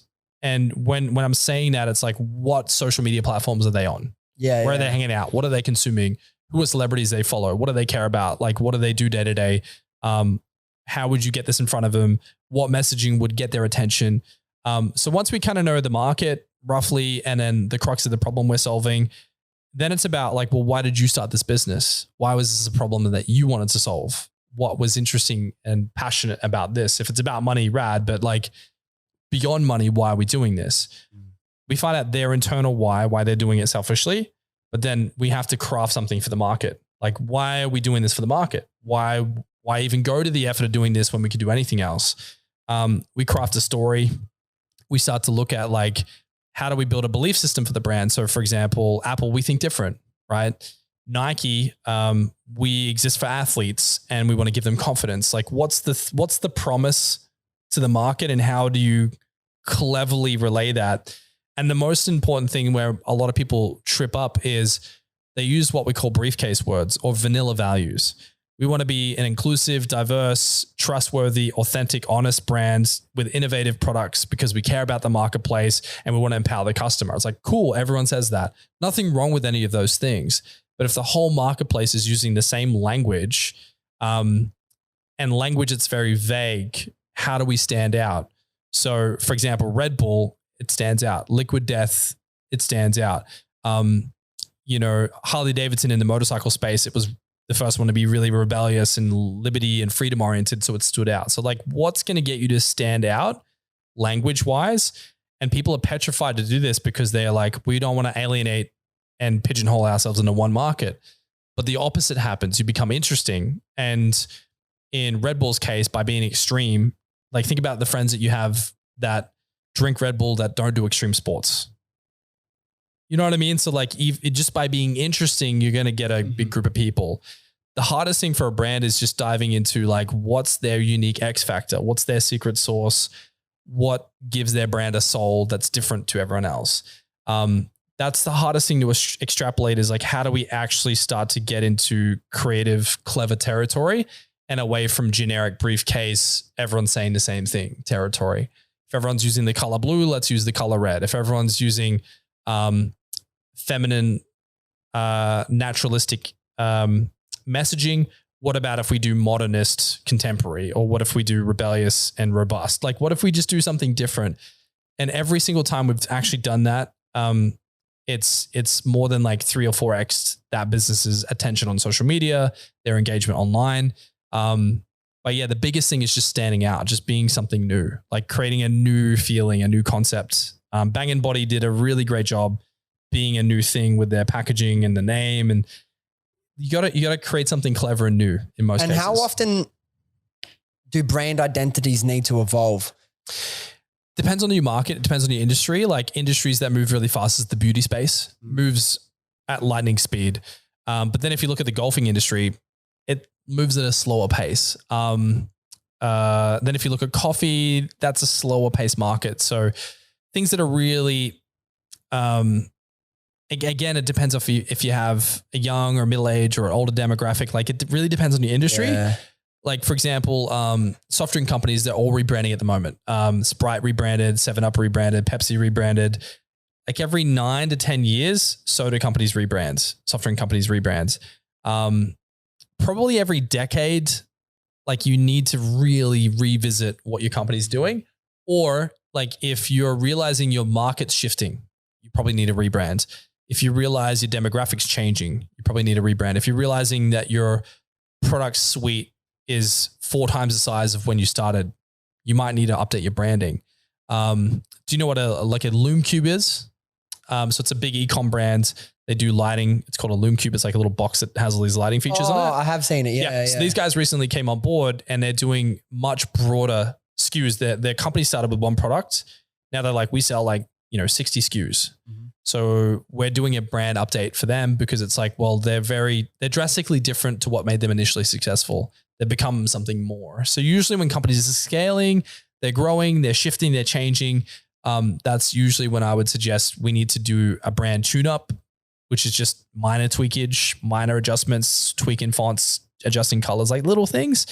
A rebrand, or a brand update, I should say, which is where we kind of overhaul a bunch of stuff, like give them a new social media style or update their website or something. And then a rebrand, which is like, let's change everything except the name. Sometimes the name, where they have to rebuild everything from the ground up, but not everyone needs to do that. Yeah. Cause like the journey we've been on, we've been 5 years now with Happy Skin. When we started, there was no brand strategy. We were both green as the way we were approaching it and the way that we were positioning ourselves, we were the first in the market. So it didn't really matter. We're like, yeah, we're here to, make it simple and accessible. We weren't whatever. There wasn't really a brand identity except for, hey, we're here to solve this problem for you. You know what I mean? This is how we did it. And then very quickly, for a couple of reasons, the values of the brand shift. Obviously our products were our products. But like, because for me personally, the values that were so ingrained with me were self-belief, self-confidence. And as our content team or as our social media team would start sharing content around body positivity, mental health, that just every single time we did that caught, that rung a chord with our audience and they loved it and they got behind it. So very quickly we became our values based around like helping people feel the best version of themselves. And if that's okay, I don't have hairy legs anymore because I can't afford laser hair removal, then great. If that's because they read one of our blogs or our post, an inspirational thing, that was awesome. But that's now 4 years ago. That happened really naturally for us. We didn't have to think about what our values were, what we're going to stand for. And like you said, that was 4 years ago. That was kind of at the forefront of, the body positivity. That was all new then. That was all new. Now we're 4 years down the line. Everyone's doing it now. But like you can scroll back on Instagram. We've been doing this shit for forever. Yeah. Which is good because you've built that in your customers' minds. Yeah. I think what's happening is a lot of companies are trying to jump onto it, and it doesn't feel resonant because it's like you guys just had other values. Now all of a sudden, exactly, it doesn't feel the same. Yeah, because like where we're at now, and this is just this is an example, but other people can learn from hearing like the thought process that go on. Like now, what makes us different? Like I said, the reason that we've survived, I truly believe, and so many others hadn't, isn't necessarily like, I know our brand really helped because they see our stuff on social media and I trust us, they like us, they can see the social proofs there. But genuinely, the main reason that I think we survived and others didn't, because others, like you said, they tried to copy that thing, copy our exact content style, but we really did invest heavily into product. Yeah. And now compared to all the e-com competitors, we've got the best product. So part of our thinking is like, do we lean into like the Manscaped style of branding where it's all about the tech, what makes you so much better and lean into that. But then we'd be ostracizing what's got us to where we are. You have to be careful because you can't, so Howard Schultz has a really great masterclass on anyone that wants to learn about what you're talking about. And he talks about, you got to have your core brands and that should never change. The core of your company should maintain its heartbeat, but everything else, like the way you tactically hit the market, the way you distribute what you're doing, that can all change. And every 6 weeks, Howard Schultz, the guy who started and founded Starbucks, he has a meeting which he calls self-cannibalization.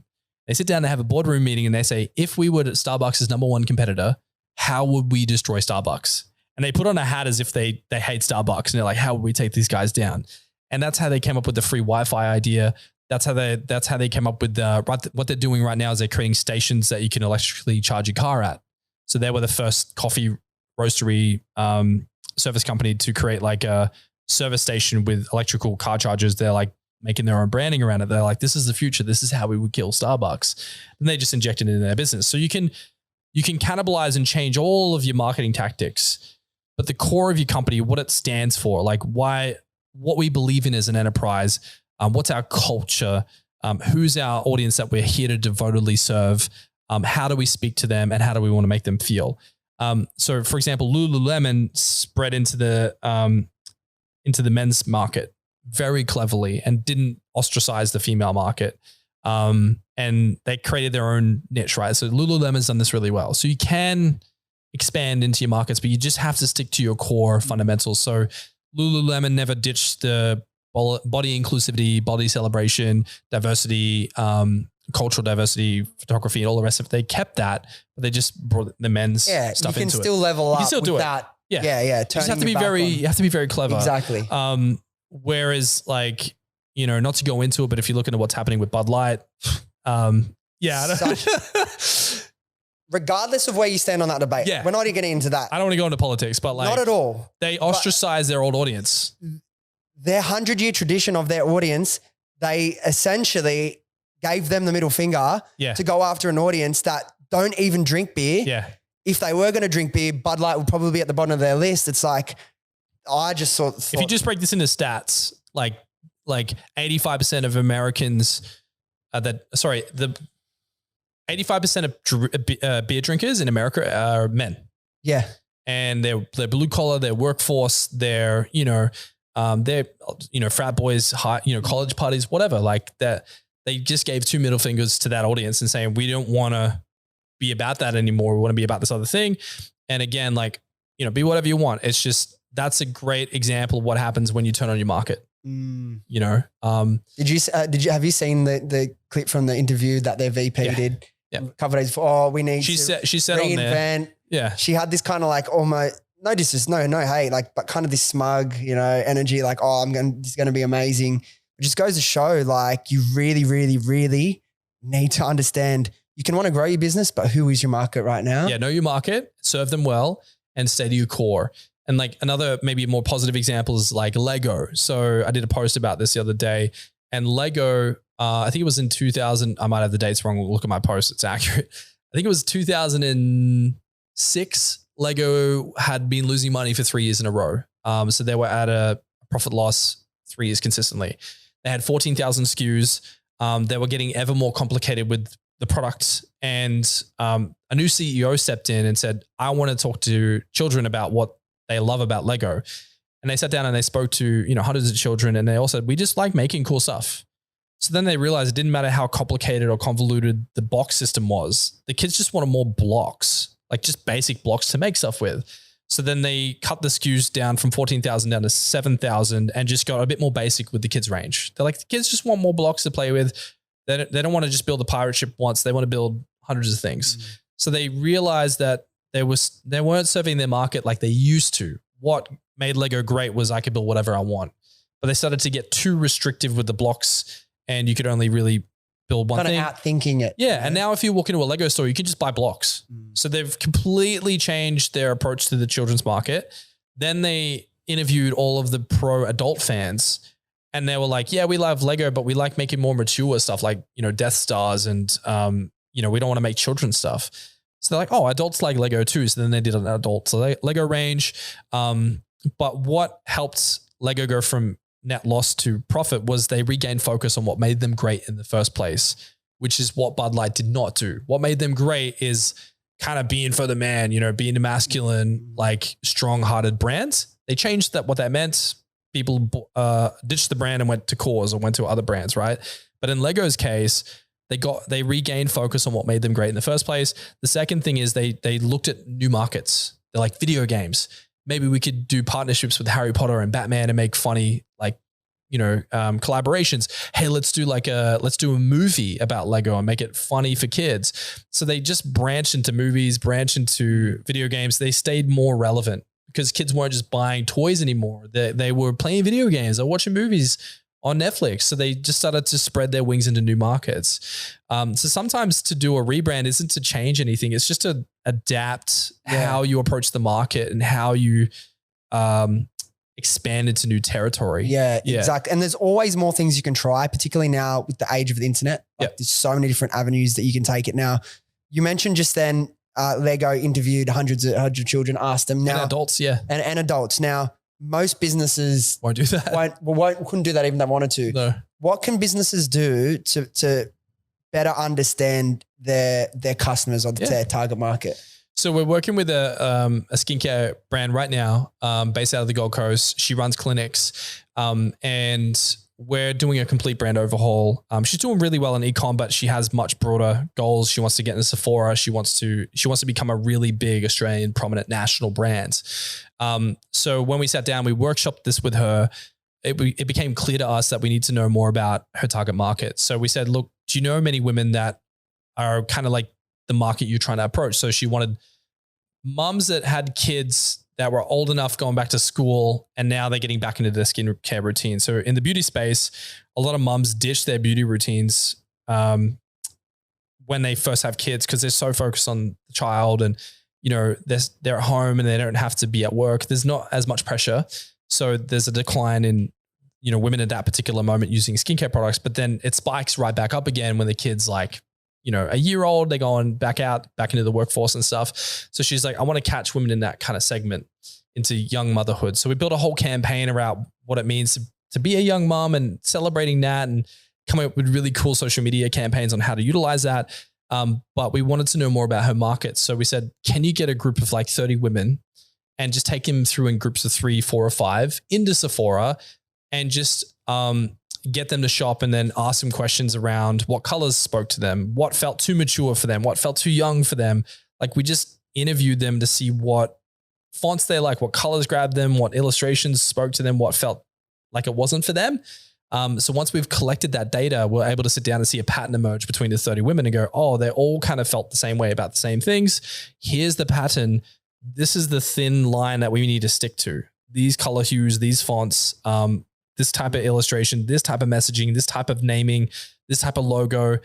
So we were able to gather data around what would and wouldn't work, use that data, and then translate that data into the design. Not to copy what anyone else was doing, but just to be aware of what was working and what wasn't with that particular demographic. No one's doing this stuff. It's not hard. All she had to do was give away some free products, take groups of 5 women through Sephora, and just ask them a little survey over a coffee afterwards. And literally when we were working on the brand before we launched, and part of the reason it was kind of hard to define our target market, because like in Australia, there's a laser hair removal clinic on the corner of every single Westfield. Yeah. Everyone does it. So it was really, but we were stopping people in the street asking them, do you do laser? Have you ever done it? Why'd you stop? What'd you like about it? What didn't you like about it? It doesn't cost money. You just need to take the initiative. Now, a couple last questions. It's been a long one, but so much to talk to you about. Now, what's some of the biggest mistakes or the common mistakes that you see people making with branding? Using common language, not inventing your own world. Like a lot of brands look at what's already happening and they say our product is better, so therefore we should win. But they don't brand better. They copy what everyone else is doing with their branding, similar colors, similar logos, similar fonts, similar photography style. They just kind of, and I get it, they're not designers, right? So they just go, well, let's just use what already is out there and recycle that into what I have, but my product's better, so therefore I should trump them. No one cares if your product's better. Like it's really all about getting attention. Once you've got the attention, then the product caring matters. But if you can't even get the attention in the first place, like what does it matter how good your product is if no one knows that it exists? So most mistakes brands make is they stay within common safe territory rather than inventing a new world. Like look at Drunk Elephant, created a dramatically new way of approaching the beauty space, right? Bang & Body approach it very differently. Esme, different, right? You guys approach the market. Frank Body did that early on as well, right? Really well. So you have to kind of create your own new thing. This is what 99% of people don't do, because either they don't have design skills, they don't know brand strategy, they don't know the market. I get it. It's cool. That's the biggest mistake. The second one is not really fully embracing and listening to their target audience. It's like, well, I'm in the beauty space, so therefore I understand what they need. And you can miss so much data by not just going and talking to the target demographic, because they will surprise you. They'll catch you off guard. They'll like things you didn't expect them to like, because you're engineering your brand to appeal to them, not to appeal to you. So one quick one, and then you can go into the next question. Like Jeff Bezos, he has this famous story where he sent, and this is, so remember Amazon, they started with books, DVDs, and CDs. That was it. Amazon didn't sell anything else. Jeff Bezos sent out an email to 1,000 people and just asked one question. Hey, if we sold anything else, what would you buy? And he said, I got a list back of 1,000 different things. Someone said windshield wipers. Someone said shoes. Someone said baby products. He's like, man, I could sell Walmart on my system. So that's when he had that light bulb moment to go, we could turn Amazon into Walmart online. And he did, just because of an email he sent. So I think the power of listening to your target consumer is really powerful, and most people don't do it. Those two things. Yeah, that's fucking, I saw that when I was doing my research, that Bezos thing. I'm like, fuck, can you imagine that? Thinking what happened next. Like you said, yeah, maybe we'll get you back. I know you're writing a book now, right? Yep. We'll get you back whenever that's released so we can talk about all that. But one last question, because I have so many more, but we'll end with one last question. It's where so many people get stuck. And it's really important, but it's also like at the end of the day, people delay launching their business for months and months and months because they can't decide on a business name. Right. Do you have a formula or any advice for how to pick a business name? Is it something you should stress about for months? Is it less important than some people may think? Where do you stand with that? If you're starting, it doesn't matter as much unless it's an e-com. I think if you're doing a service-based business, you could just use your name. But if you're doing e-commerce, you kind of have to nail it. It's pretty painful to do your packaging, to do it. Yeah. So there's some cases where it doesn't matter. Do you want me to stick to e-commerce, or do you want me to stick to general? We'll focus e-com because I feel like most people kind of e-com for here. Yeah. For e-com, I would say that like, if you can figure out the crux, like what's the problem you solve that no one else solves? Like you got to figure out what that is. In your case, you figured it out very, very well. Number two, know your audience. You went out, you interviewed people on the street, very smart. So once you have those two things, you have to engineer a name that they would like, not what you like, not what you think is rad. You have to create a name. So a couple of simple rules with naming: less than 4 syllables, or they'll shorten it for you. So if your name is, and typically 3 is best. So 3 syllables is a good place to be. If you have 2 words, that adds complexity to your brands. So idealistically in e-commerce, where possible, no more than 2 words, no more than 4 syllables. Like yours is less than 4 syllables, bang in body, like 4. So I think if you can stay to 4 syllables, it has to have good mouthfeel. Is it awkward to say? Does it feel clunky falling out of your face? Or bang in body, it's like you can say it like that. It's a quick, easy thing to say. Esme, easy to say, easy to remember. Is it memorable? Is it distinctive? Or does it sound like something? So if I started a website called squatify.com, like it just sounds like Spotify, right? So you have to linguistically separate yourself. You have to make sure, is it available on a .com? If we can't get a .com, we're not interested. And then you can't just go, I got a great name, but is it a .com? Is it another thing? So we had another brand called Cosmology. When you type it in, it comes up with Neil deGrasse Tyson's documentaries. It's like, unless you have $2 million to spend, you're not going to get ranked number 1 on Google. So how much is it going to cost that name to own it on Google? Does someone else already own it for another thing? So you have to find a name that is unique, it's distinctive, it's ownable. Like you can actually own it. You're not competing with people for trademarks. Look up your trademarks. Social media is not as important because I think everything under 7 letters is taken on Instagram. Like if you have 7 letters, it's probably taken on Instagram. You'll have to add a second word. So don't worry about social media having the perfect name. It's nearly impossible to get, but just get your .com.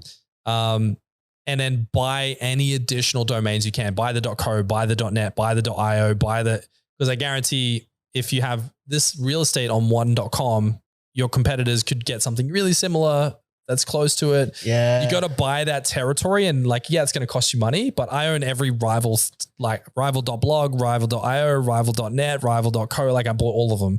I was like, no one's having this. This is mine. But yeah, good mouthfeel, memorable, distinctive, ownable, unique. And less than 4 syllables where possible. Yeah. The trademarking thing really important for e-com as well. Big time, man. Yep. Yeah. I know tons of e-com brands that don't have trademarks. They realize a rapper has their name. Well, like one guy we're working with, he's like, man, a rapper has my name. A Twitch channel has my name, and they've trademarked their stuff. And he's been running for years and we have to completely change his name. Yeah. And He's lucky they didn't find him first. Yeah, that's what I said I've to seen him. I'm that like, happen a dude, lot. you're lucky because he's scaling. And I'm like, if you scale anymore, man, like cease and desist is going to come knocking, in. you know. I've seen it so many times with ecom, man. So yeah, you got to be very careful in e-commerce because if anyone else is doing online selling, you're in their category. Exactly, yeah. So even if we do a different thing, it's like, it's still e-commerce. So like better safe than sorry. But dude, a good name is hard.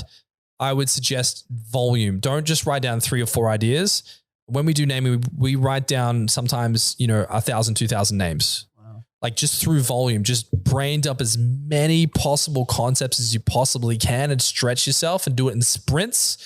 And then comb back through and highlight things you like. Exactly what I've done. Yeah. Yeah. Because what happens is when you go you start combining things like that could work with that. And we could combine this. So like the more you get, the easier it gets to write more.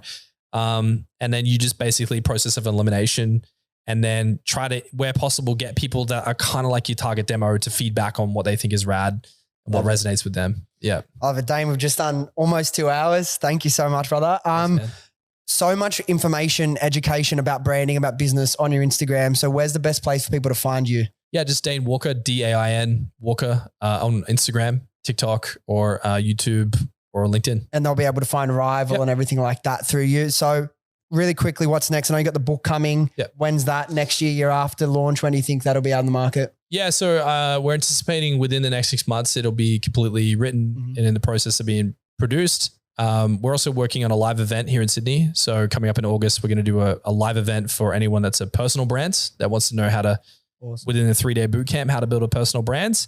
But other than that, I just have a lot of fun on social media. I have a lot of fun, hanging out with people like you. So if anyone wants to know anything, just hit me in the DMs and we can chat about anything.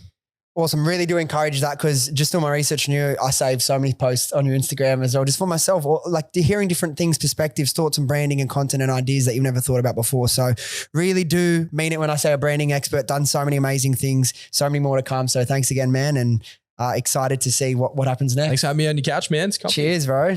All done. 2 hours. That's one of the longest ones we've done.